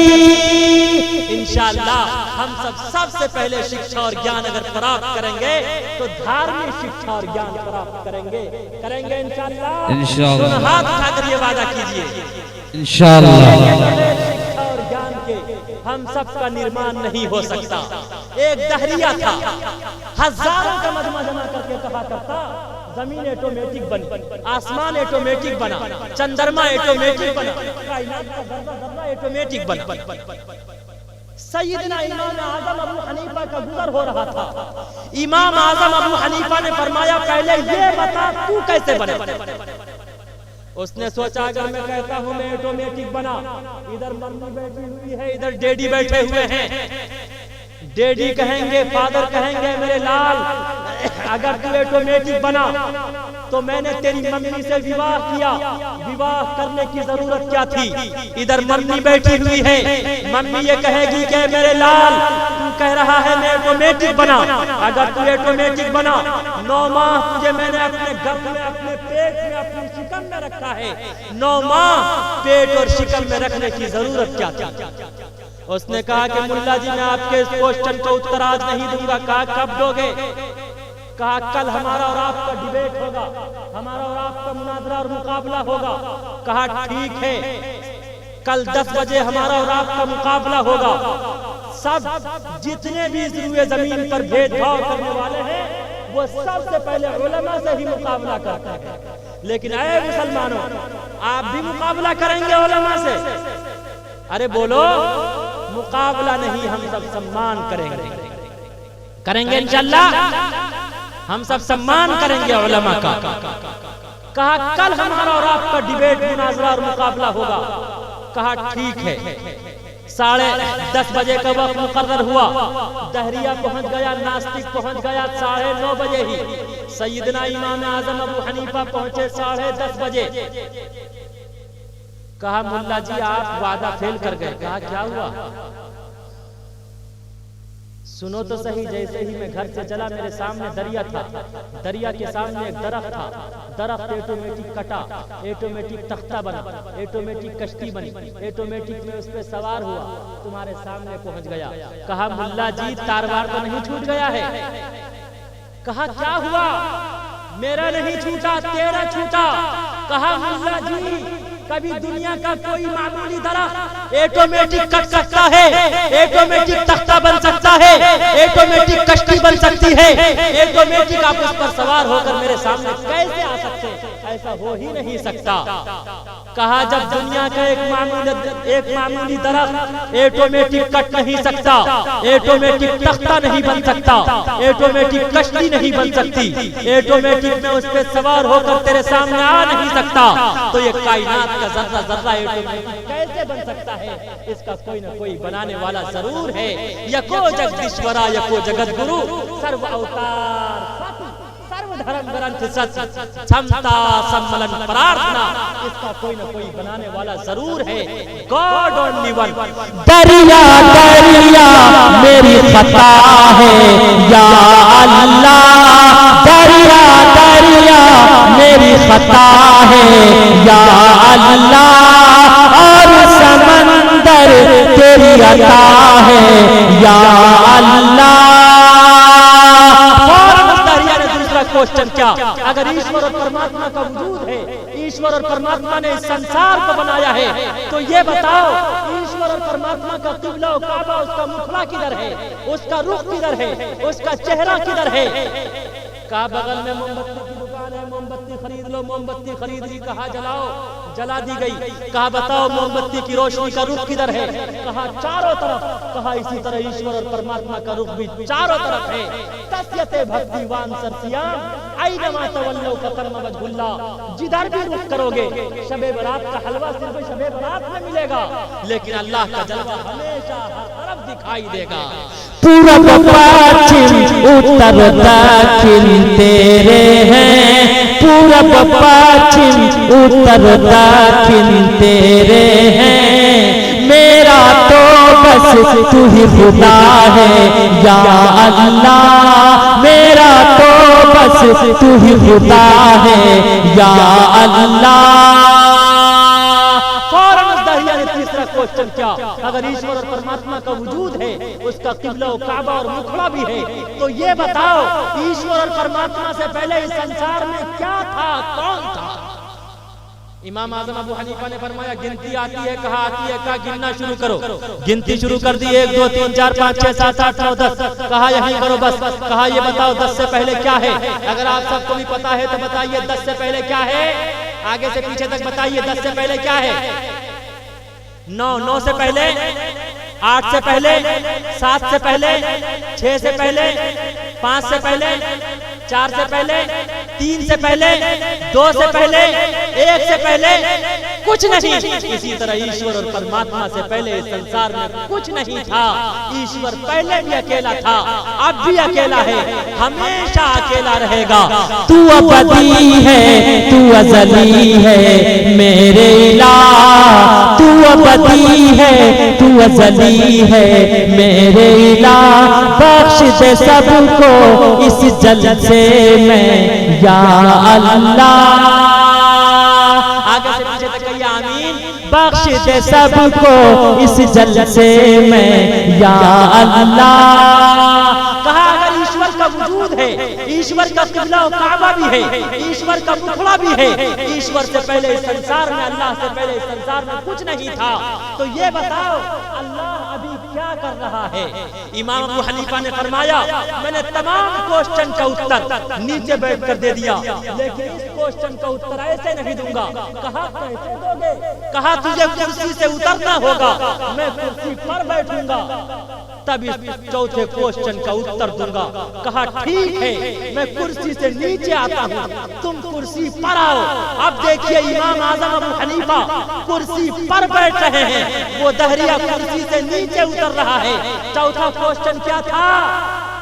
ईश्वर और परमात्मा अभी क्या कर रहा है? इमाम अबू हनीफा ने फरमाया अल्लाह यही तो करता है। अल्लाह कभी भी अपनी कुर्सी पर फख्र और गर्व मत करो, अल्लाह अभी तुझे अपनी कुर्सी से नीचे उतार रहा है और मुझे कुर्सी पर बैठा रहा है। इरशाद किबरिया है ये ऐलान मुस्तफा, इरशाद किबरिया है ये ऐलान मुस्तफा। वतू इज़्ज़ु मन तशा वतू ज़िल्लु मन तशा, वतू इज़्ज़ु मन तशा वतू ज़िल्लु मन तशा। सरदार था फरिश्तों का जन्नत में अज़ाज़ील, हुक्म खुदा न मानत वो हो गया जलील। हो लोगो हुक्म खुदा न मानत वो हो गया जलील। लानत का तोक रब ने गले में पहना दिया। वतू इज़्ज़ु मन तशा वतू ज़िल्लु मन तशा, वतू इज़्ज़ु मन तशा वतू ज़िल्लु मन तशा। और ऐ मुसलमानों, मैं आप सबके प्रेम को सलाम करते हुए एक बात बताने चला हूं, आप ध्यान पूर्वक से सुनिएगा। आज हम सबको कहा जाता है Mohammedan. What is the Mohammedan? Mohammedan किसे कहते हैं? आज हम सब गर्व के साथ ये बताया करते मैं मोहम्मदन हूं। मोहम्मदन का अर्थ है मोहम्मद की इबादत करने वाला, मोहम्मद की पूजा प्रार्थना और वंदना करने वाला। और हम सब मोहम्मद की इबादत नहीं, सिर्फ एक ईश्वर की पूजा प्रार्थना करते हैं, सिर्फ एक अल्लाह की इबादत करते हैं। जब अंतिम महापुरुष इस दुनिया से रुखसत हुए थे, आप अलैहिस्सलातु वस्सलाम इस दुनिया से पर्दा फरमाए थे। उस वक्त अबू बकर रो रहे थे, उमर रो रहे थे, सलमान फारसी रो रहे थे, अली मुर्तजा रो रहे थे, सहाबे किराम रो रहे थे, सहाबियात रो रही थी, आयशा सिद्दीका रो रही थी। तमाम के तमाम सहाबे किराम सावन भादों की तरह आंसू बरसा रहे थे। अमीरुल मोमिनीन, खलीफतुल मुस्लिमीन, कातिलुल मुश्रिकीन व सिद्दीकीन सैयदना फारूक आज़म ने अपनी तलवार नियाम से निकाल कर कहा, अगर कोई कहेगा मोहम्मद दुनिया से रुखसत हो गए तो मैं अपनी तलवार से उसके सर को तन से जुदा कर दूंगा। ऐसे नाजुक मौके पर आप अलैहिस्सलातु वस्सलाम के सच्चे वफादार सैयदना अबू बकर सिद्दीक ने कहा था, सैयदना अबू बकर सिद्दीक ने कहा था उमर इब्न खत्ताब की पुष्ट पर थप्पड़ मारकर, ऐ उमर याद रखो मेरा खुदा कल भी जिंदा था, आज भी जिंदा है। अगर कोई मोहम्मद की इबादत करता हो वो रोए, इबादत करता हो वो रोए, जो मोहम्मद की इबादत करता हो वो गिड़गिड़ाए, जो मोहम्मद की इबादत करता हो वो सावन भादों की तरह आंसू बरसाए। लेकिन मेरा खुदा कल भी जिंदा था, आज भी जिंदा है, हमेशा जिंदा रहेगा। हम सब सिर्फ एक खुदा की इबादत करते हैं, मोहम्मद की इबादत नहीं करते। अगर आपसे कोई कहे आप मोहम्मदन हैं, आप उससे कहिए मैं मोहम्मदन नहीं हूँ, मैं मुस्लिम हूँ। आइए मुस्लिम नॉट मोहम्मदन, मैं मुस्लिम हूँ, मोहम्मदन नहीं। इसलिए कि मुस्लिम का अर्थ है शांति पूर्वक से अपना जीवन बिताने वाला। हम सब शांति पूर्वक से अपना जीवन बिता रहे हैं और हमेशा इंशाअल्लाह शांति पूर्वक से अपना जीवन बिताते रहेंगे। मोहम्मद रसूलुल्लाह की हम सब इबादत नहीं करते, अल्लाह की इबादत करते हैं, मोहम्मद को अपना आखिरी नबी मानते हैं। दिल की गहराइयों से सच सच जानकर, दिल की गहराइयों से सच सच जानकर जिंदगी गुजारी जिसने रब की बातें मानकर, फिर तो समझो उसका बेड़ा पार हो गया, फिर तो समझो उसका बेड़ा पार हो गया। जिसको मेरे मुस्तफा से प्यार हो गया, जिसको मेरे मुस्तफा से प्यार हो गया, बाग़े जन्नत का वो हकदार हो गया, जिसको मेरे मुस्तफा से।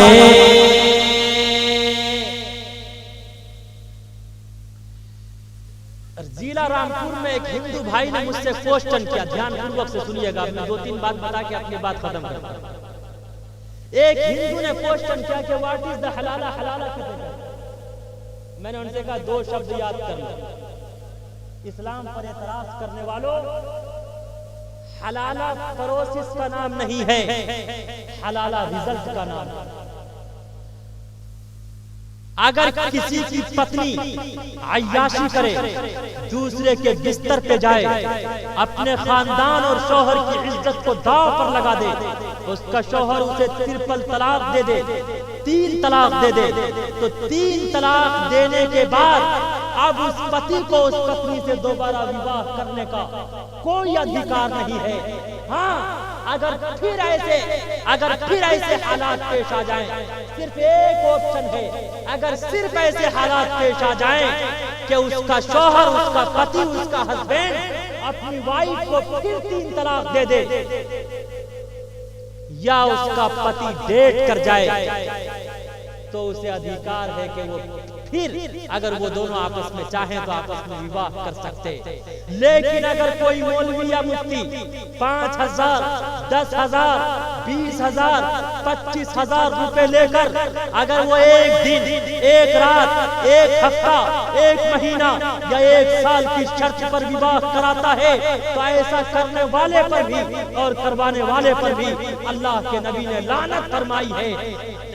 अल्लाह के नबी अलैहिस्सलातु वस्सलाम ने लानत फरमाई है। और इंशाअल्लाह हम सब ऐसा कभी नहीं करेंगे, इंशाअल्लाह कभी नहीं करेंगे, इंशाअल्लाह तलाक की नौबत आने ही नहीं देंगे। जिला रामपुर के मुसलमानों ने मुझसे कहा कि हजरत 5 नौजवानों को 3 साल की सजा हो चुकी है।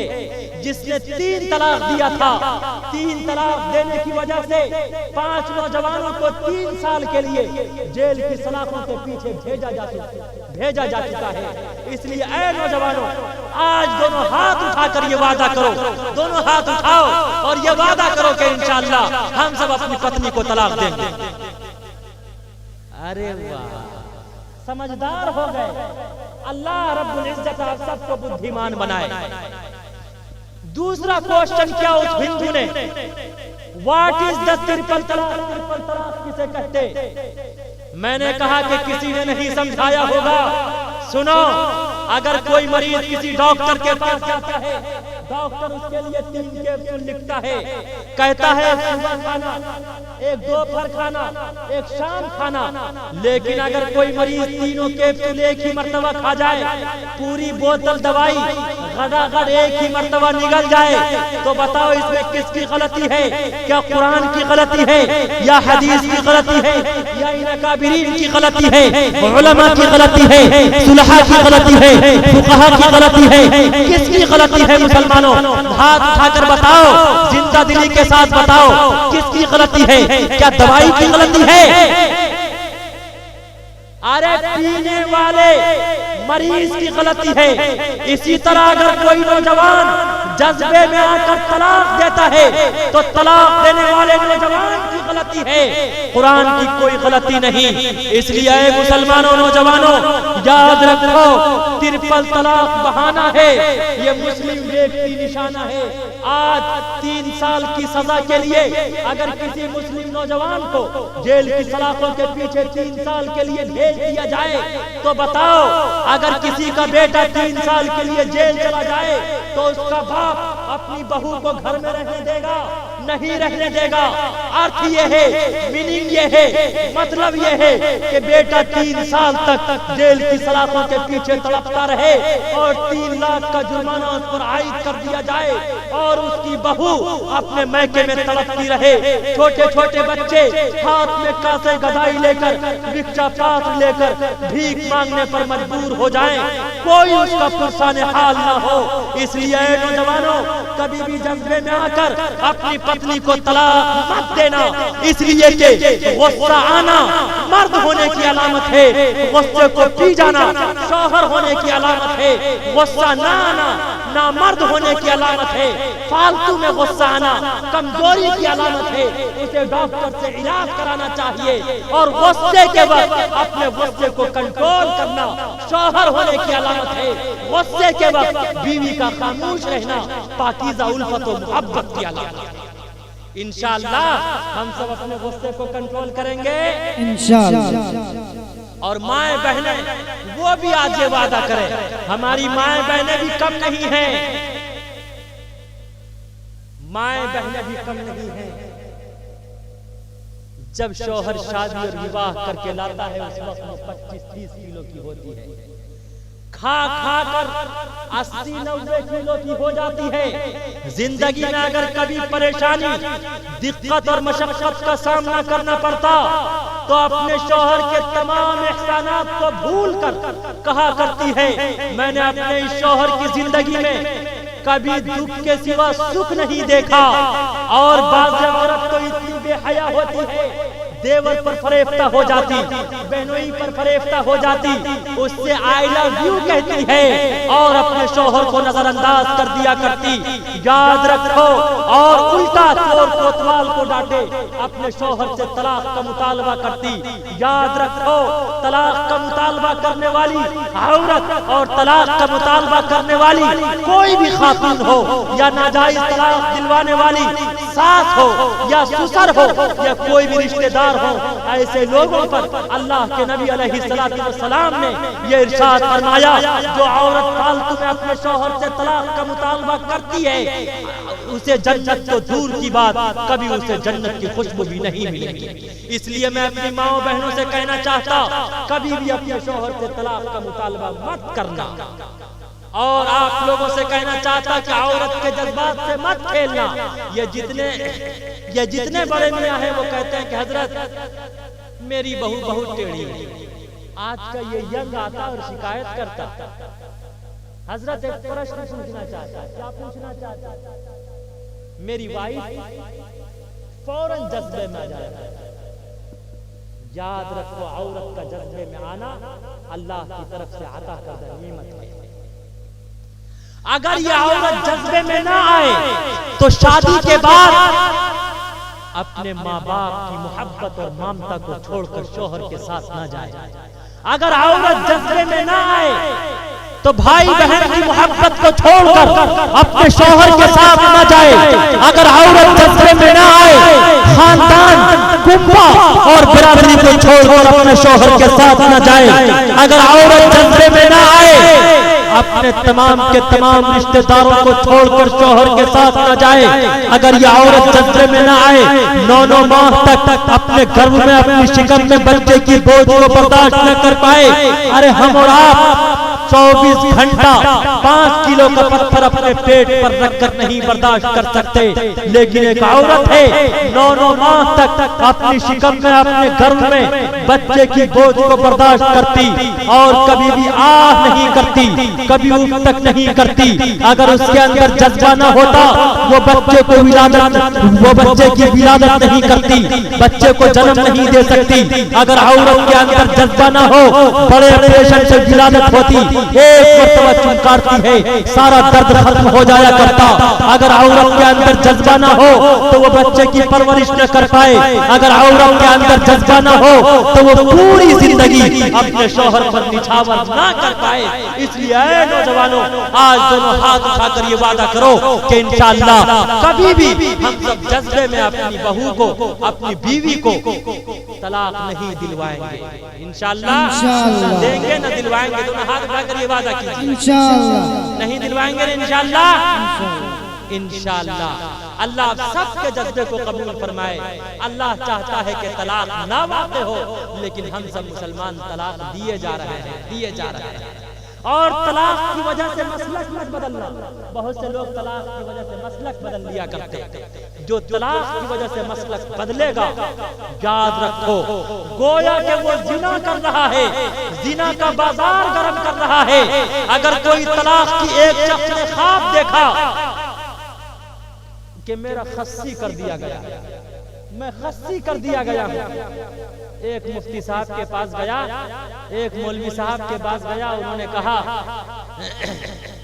तेरी मौत जल्दी हो, तू जल्दी डेट करेगा। दूसरे के पास गया, दूसरे ने कहा तेरी औलाद, आलो औलाद, तेरी नस्ल, तेरा पुत्र और तेरी पुत्री जल्दी खत्म हो जाए। तीसरे के पास गया, तीसरे ने कहा तेरी पत्नी को तलाक हो। चौथे के पास गया, चौथे से ख्वाब की ताबीर मालूम की, चौथे ने कहा कि तेरा खस्सी कर दिया जाए। पांचवें के पास गया तो पांचवें ने कहा तेरी मालो दौलत सब तबाह हो बर्बाद। अल्लाह का ऐसा करना हुआ, चंद दिनों के बाद ही उसने अपनी पत्नी को तलाक दिया और अपने बाल बच्चों को दौलत, जितने भी उनके पास साजो सामान थे, साजो सामान और दौलत को लेकर एक कश्ती पे सवार हुआ।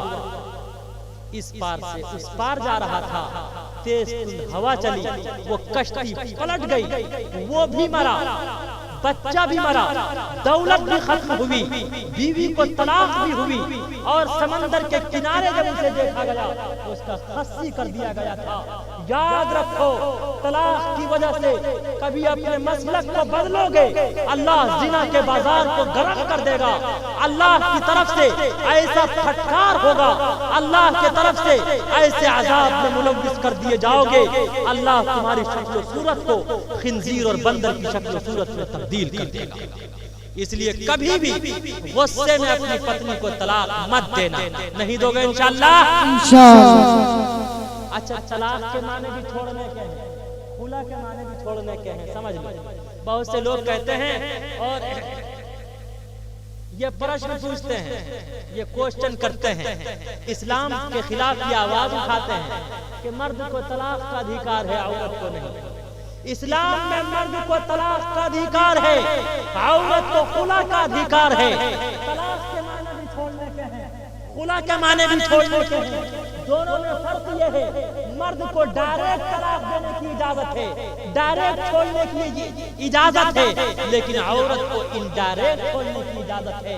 अगर उसका पति उस पर जुल्म कर रहा हो तो उसे इजाजत है कि वो दारुल कज़ा से अपना निकाह खत्म करा के अपना विवाह किसी और व्यक्ति से कर सकती है।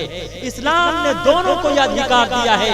तलाक के माने भी छोड़ने के हैं, खुला के माने भी छोड़ने के हैं। मर्द को डायरेक्ट इजाजत है और औरत को इनडायरेक्ट इजाजत है। और जिन लोगों ने तलाक का ऑप्शन उठाया और तलाक के बिल को पास किया, वो खुद अपने पुरखों की तालीमात को, अपने पुरखों के शिक्षा और ज्ञान को नहीं मानते। अगर वो शिक्षा और ज्ञान प्राप्त करते, अपने पुरखों के कैरेक्टर को अपनाते, अपने जीवन में अपने पुरखों के कैरेक्टर को उतारते, तो कभी भी वो ट्रिपल तलाक का कानून नाफिज नहीं करते। खुद श्री रामचंद्र जी ने अपनी पत्नी को तलाक दिया था। श्री रामचंद्र जी ने जब अपनी पत्नी सीता को श्रीलंका से 22 दिन में हिंदुस्तान लाए थे, हिंदुस्तान लाने के बाद अपनी पत्नी के कैरेक्टर पर शक किया था और अपनी पत्नी से कहा था, है सीता तू इतनी सुंदर देवी है, भला रावण ने तुझे कैसे छोड़ दिया होगा? रावण ने जरूर तेरे साथ रेप किया होगा। सीता ने कहा था, मेरे ऊपर दया करो, मेरी बात का यकीन करो, मैं रिसर्च के साथ कहती हूँ कि कभी भी रावण ने मेरे ऊपर हाथ नहीं उठाया, मेरे साथ रेप नहीं किया। लेकिन श्री रामचंद्र जी ने अपनी पत्नी पर दया नहीं किया। श्री रामचंद्र जी ने अपनी पत्नी से मोहब्बत न की। कहा मैं नहीं मान सकता, मैं मान ही नहीं सकता कि उसने तेरे साथ रेप न किया हो। तू इतनी सुंदरता देवी है, तेरे साथ जरूर रेप किया होगा। उस वक्त श्री रामचंद्र जी की पत्नी ने कहा, मेरे सामने आग का जलता और दहकता हुआ अंगारा, अगर मेरा कैरेक्टर दागदार किया होगा, मैं इस आग को छलांग जाऊंगी, ये आग मुझे जलाकर भस्म कर देगी। लेकिन अगर मेरे कैरेक्टर को दागदार नहीं किया होगा, मैं आग को छलांग जाऊंगी, ये आग मेरा एक रोंगटा भी नहीं जला सकती। उस वक्त हिंदुस्तान की पाक और पवित्र देवी ने आग को छलांग दिया था, लेकिन आग ने उसका एक रोंगटा भी नहीं जलाया। उसके बावजूद श्री रामचंद्र जी ने अपनी पत्नी से मोहब्बत न की, अपनी पत्नी से उल्फत न की, अपनी पत्नी का अदब और एहतराम न किया, अपनी पत्नी से प्रेम और अपनी पत्नी का सम्मान न किया। और आज वो मोहब्बत और प्रेम का पाठ हमें और आपको क्या कहा जाए मुसलमानों? अपना बच्चा रोए तो दिल में दर्द होता, दूसरे का रोए तो सर में दर्द होता। अपनी पत्नी, अपनी वाइफ अगर रोए तो सर में दर्द होता, दूसरे की रोए तो दिल में दर्द होता। हाय ईश्वर और परमात्मा, ऐसे दर्द से दर्द और एहसास ना हो तो वो अच्छा है। लेकिन हम सबका जो इस्लामी कानून है, मुस्लिम लॉ है, मुस्लिम कानून है, वो कभी भी हम सब कुरान और सुन्नत के खिलाफ नहीं चल सकते, नहीं चल सकते। इंशाअल्लाह दोनों हाथ उठाकर ये वादा कीजिए। एक अंतिम बात मैं कहकर अपनी बात अब खत्म करता हूँ मुसलमानों। बेगूसराय के गिरिराज सिंह ने ये कहा कि ये मुसलमान 4 विवाह करते हैं, इस पर पाबंदी लगाओ कि ये 4 विवाह न करें। कितने विवाह करते हैं? और देखना मुसलमानों, ये केव के बाद अब सबसे पहले अगर ये कोई कानून नाफिज करेगा, सबसे पहले जनसंख्या कि एक मुस्लिम व्यक्ति 2 ही बच्चा पैदा कर सकता है, हम 2 हमारे। लेकिन कुर्बान जाऊं अपने अकाबरीन मौलाना आकिल साहब मरहूम, अल्लाह उनकी कब्र पर करोड़ा रहमतें नाजिल फरमाए। हैदराबाद में मैंने उनकी वो दरसगाह देखी। कल मेरा वही प्रोग्राम था। हैदराबाद की सरजमीन पर मौलाना आकिल हुसामी साहब ने हुकूमत को ललकारा, इंदिरा गांधी को ललकारा था।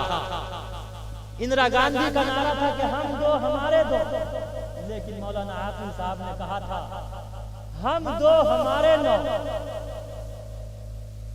फिर दूसरा नारा लगाया, इंदिरा गांधी ने दूसरा नारा दिया। 2 के बाद कभी कभी, मौलाना आसिफ साहब ने कहा 9 के बाद कभी कभी। आज उसी के एक पिट्ठू ने बेगूसराय की सरजमीन से ये आवाज उठाई कि सबसे ज्यादा घुसपैठी इसी सीमांचल में है। ऐ मुसलमानों, मैं सम्मान करता हूं अपने तमाम अकाबरीन का। अगर जज्बे में अल्लामा हाशमी मियां ने यह कह दिया कि हम सबको कोई प्रूफ, कोई प्रमाण पत्र पेश करने की जरूरत नहीं है, तो ठीक है। लेकिन ऐ मुसलमानों, अमीर शरीयत और जानशीन शेखुल इस्लाम का ये ऐलान है कि नहीं, बताओ अगर किसी का ड्राइवरी लाइसेंस गुम हो जाए, आधार कार्ड गुम हो जाए, अगर किसी का पहचान पत्र गुम हो जाए, वो दूसरा पहचान पत्र तैयार करते या नहीं? इसलिए ऐ मुसलमानों, मैं बड़े प्रेम के साथ आपसे कहता हूँ, अकाबिरीन के इस संदेश को आप तक पहुँचाता हूँ कि ऐ मुसलमानों, हम सब अपने प्रमाण पत्र को भी हम सबको तैयार रखना चाहिए और साफ सुथरा रखना चाहिए। वरना इस हुकूमत ने अंदरूनी तौर पे हर सूबे में एक डिटेंशन कैंप तैयार करने का ऐलान कर दिया है। अभी वो वादे नहीं किया गया है। हर सूबे में एक डिटेंशन कैंप। डिटेंशन कैंप का मतलब है कि चारों तरफ से तार से घेरी हुई एक जगह होगी, उसमें बिजली का करंट फिट किया हुआ होगा।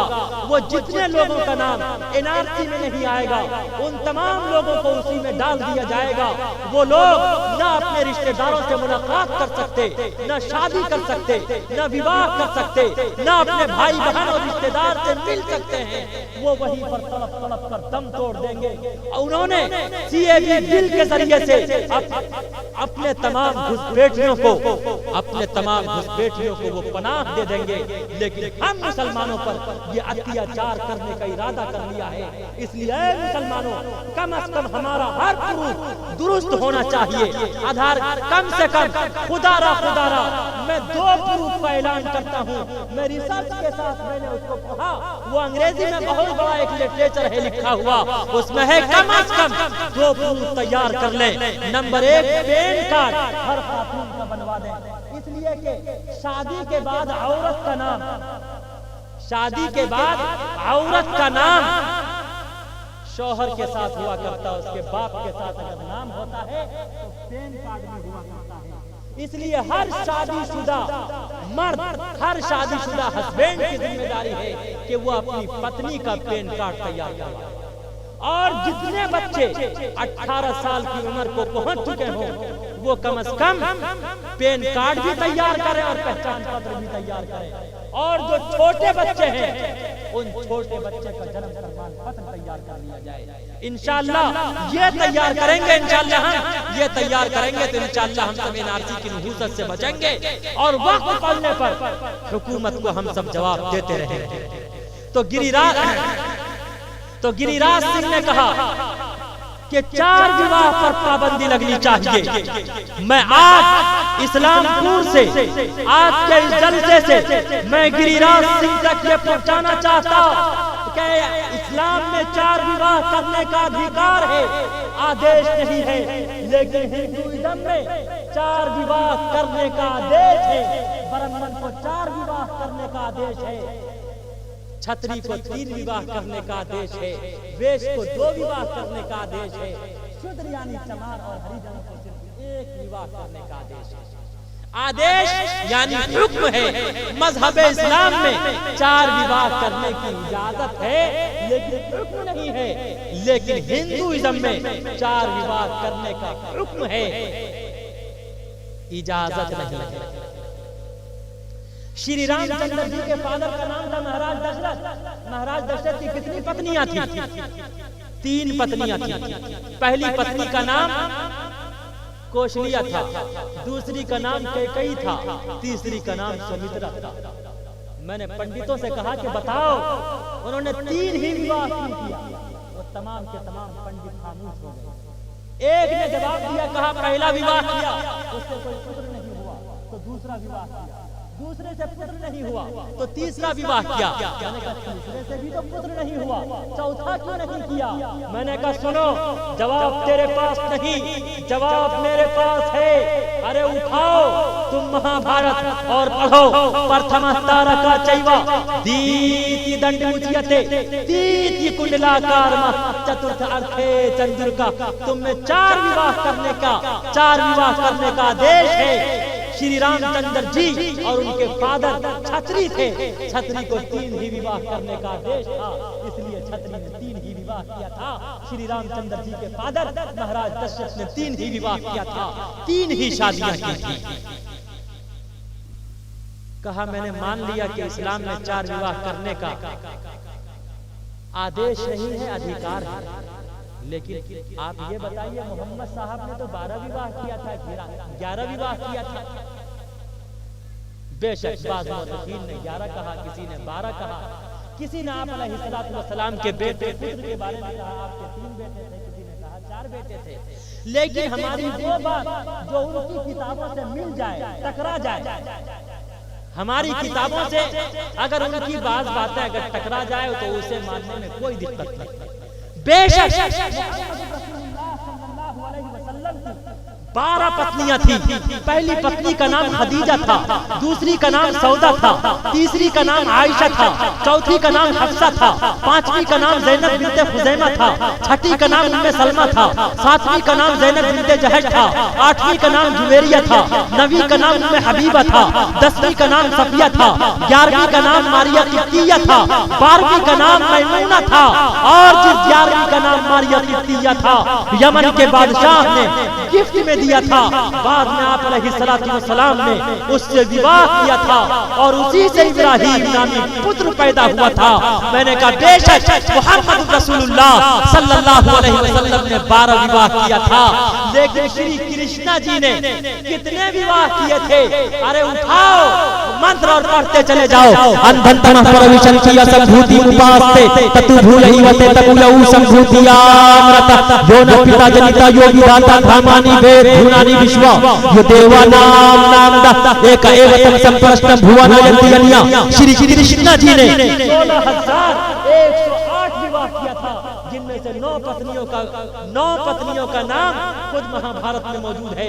पहली पत्नी का नाम राधा था, दूसरी का नाम रुक्मणी था, तीसरी का नाम सत्यभामा था, चौथी का नाम सिर्फ सतिया था, 5वीं का नाम जम्बावती था, 6ठी का नाम भद्रा था, और 7वीं का नाम मतरवंदा था, 8वीं का नाम कालंदी था, 9वीं का नाम लक्ष्मणा था।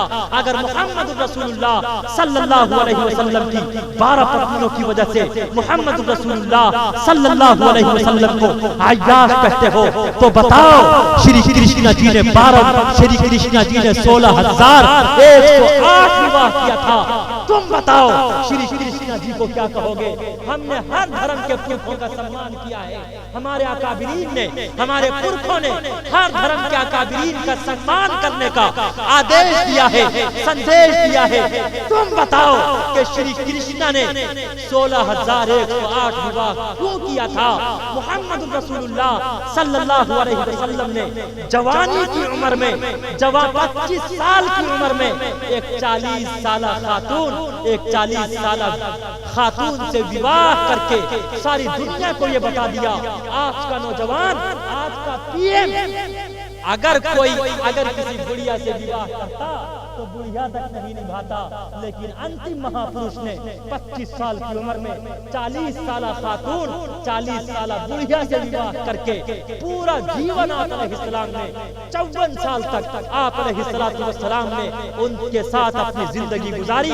उनके डेथ होने के बाद, उनकी वफात के बाद आप अलैहिस्सलातु वस्सलाम ने मसलिहत के पेश नजर अगर विवाह भी किया तो अक्सर विवाह आयशा रज़ियल्लाहु ताला अन्हा के सिवा आपने जितने विवाह किए आप अलैहिस्सलाम ने बेवा से विवाह किया था या मुतल्लका से विवाह किया था, और वेद के मुताबिक और कुरान सुन्नत सुन्नत के मुताबिक भी, वेद के मुताबिक भी जितने भी अंबिया और अवतार गुजरे हैं, अंबिया और अवतार को अनगिनत विवाह करने की इजाजत है।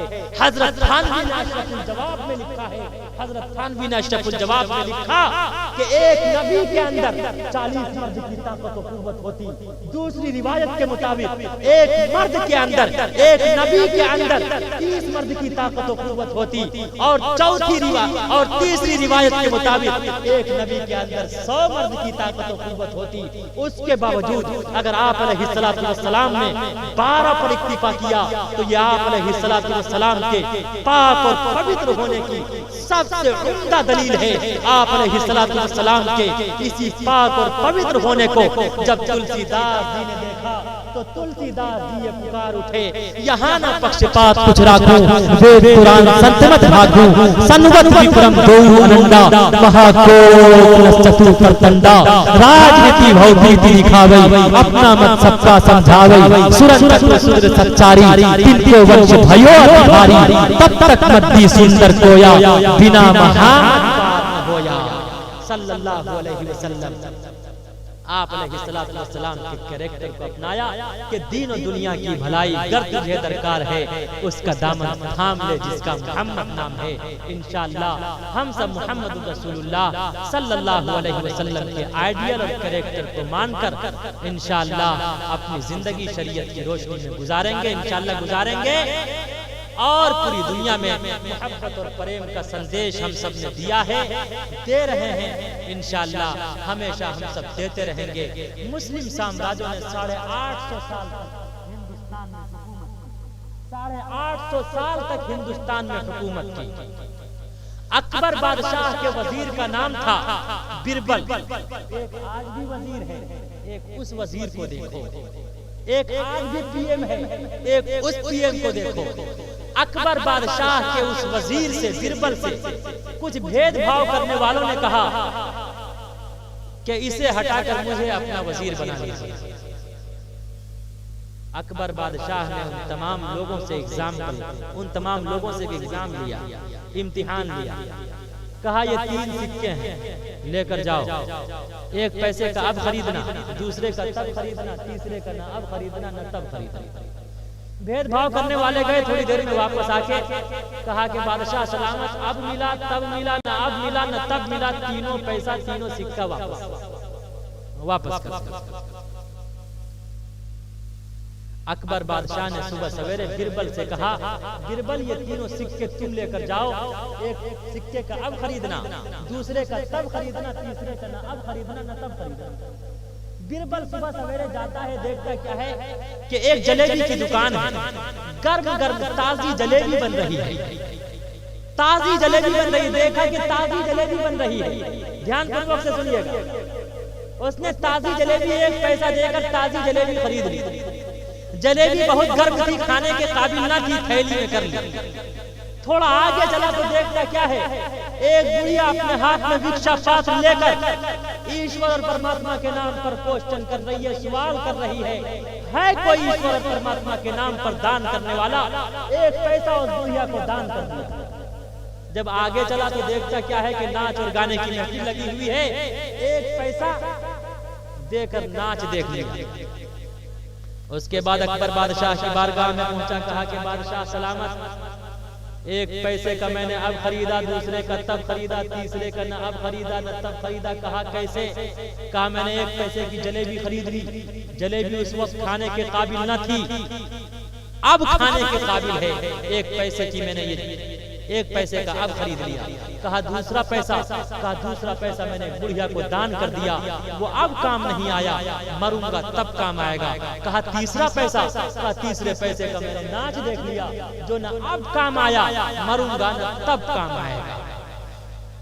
अकबर बादशाह ने बिरबल को अपने सीने से लगाया, कहा तुम मोहब्बत और प्रेम का संदेश देने वाले हो, हमेशा जब तक मेरा जीवन है तुम मेरे वजीर रहोगे, इसलिए कि तुम मोहब्बत और प्रेम का संदेश देते हो और शिक्षा और ज्ञान अपने जीवन में प्राप्त करके शिक्षा और ज्ञान बांटते हो और शिक्षा और ज्ञान का पाठ लोगों को पढ़ाते हो।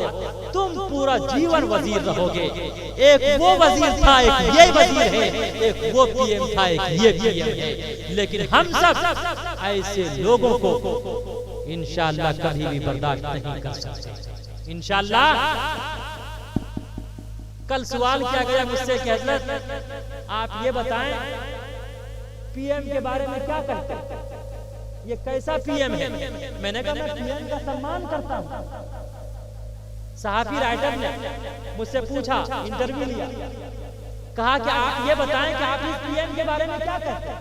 मैंने कहा ये हमारे पीएम है, पीएम का सम्मान करता, लेकिन पीएम का नजरिया गलत है।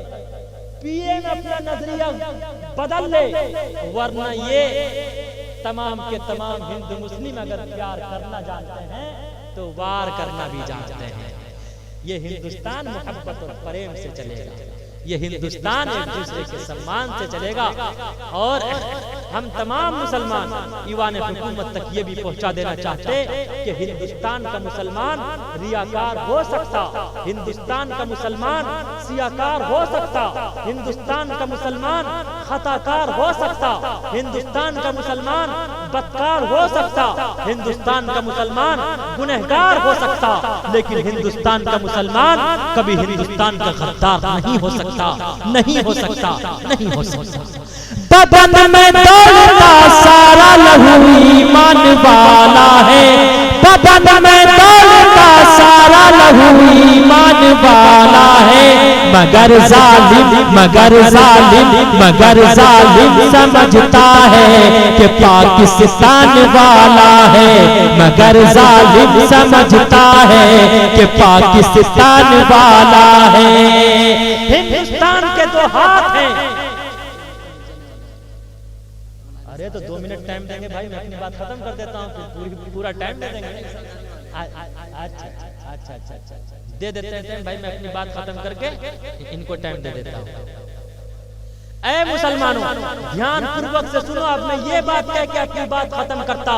हिंदुस्तान के दो हाथ हैं, हिंदुस्तान के दो पैर हैं, हिंदुस्तान की दो आंखें हैं, हिंदुस्तान के दो कान हैं। अगर हिंदुस्तान की एक आंख हिंदू है, दूसरी मुस्लिम है, हिंदुस्तान का एक हाथ अगर हिंदू है, दूसरा मुस्लिम है, अगर एक पैर हिंदू है तो दूसरा मुस्लिम है। अगर कोई हिंदुस्तान को काना, लंगड़ा, लूला और अंधा बनाना चाहते तो याद रखो, कभी भी हिंदू मुस्लिम अपने प्रेम को भेदभाव में नहीं बदल सकते। जब तक हिंदुस्तान जिंदा रहेगा, हिंदुस्तान बाकी रहेगा, उस वक्त तक हिंदू मुस्लिम का प्रेम बाकी रहेगा। इसलिए कि हिंदू मुस्लिम एक दूसरे की जान है, एक दूसरे की आन है, एक दूसरे की शान, पहचान, खान और पान है। जब तक हिंदुस्तान जिंदा रहेगा, हिंदू मुस्लिम का प्रेम जिंदा रहेगा। हम सब एक दूसरे का प्रेम और एक दूसरे से प्रेम और एक दूसरे का सम्मान करते रहेंगे। यह बातें सिर्फ सुनने न सुनाने के लिए है, बल्कि सोया हुआ एहसास जगाने के लिए है। सारे जहां से अच्छा हिंदुस्तान हमारा, हम बुलबुले हैं इसकी, ये गुलसिता हमारा। मजहब नहीं सिखाता आपस में बैर रखना, हिंदी है हम वतन है, हिंदुस्तान हमारा। यज्ञम परचो छाम यवम सतदूत विवोचति। ओम शांति शांति शांति। Islam is spirited by character, not by shore. व आखिर दावाना अनिल हम्दुलिल्लाहि रब्बिल आलमीन।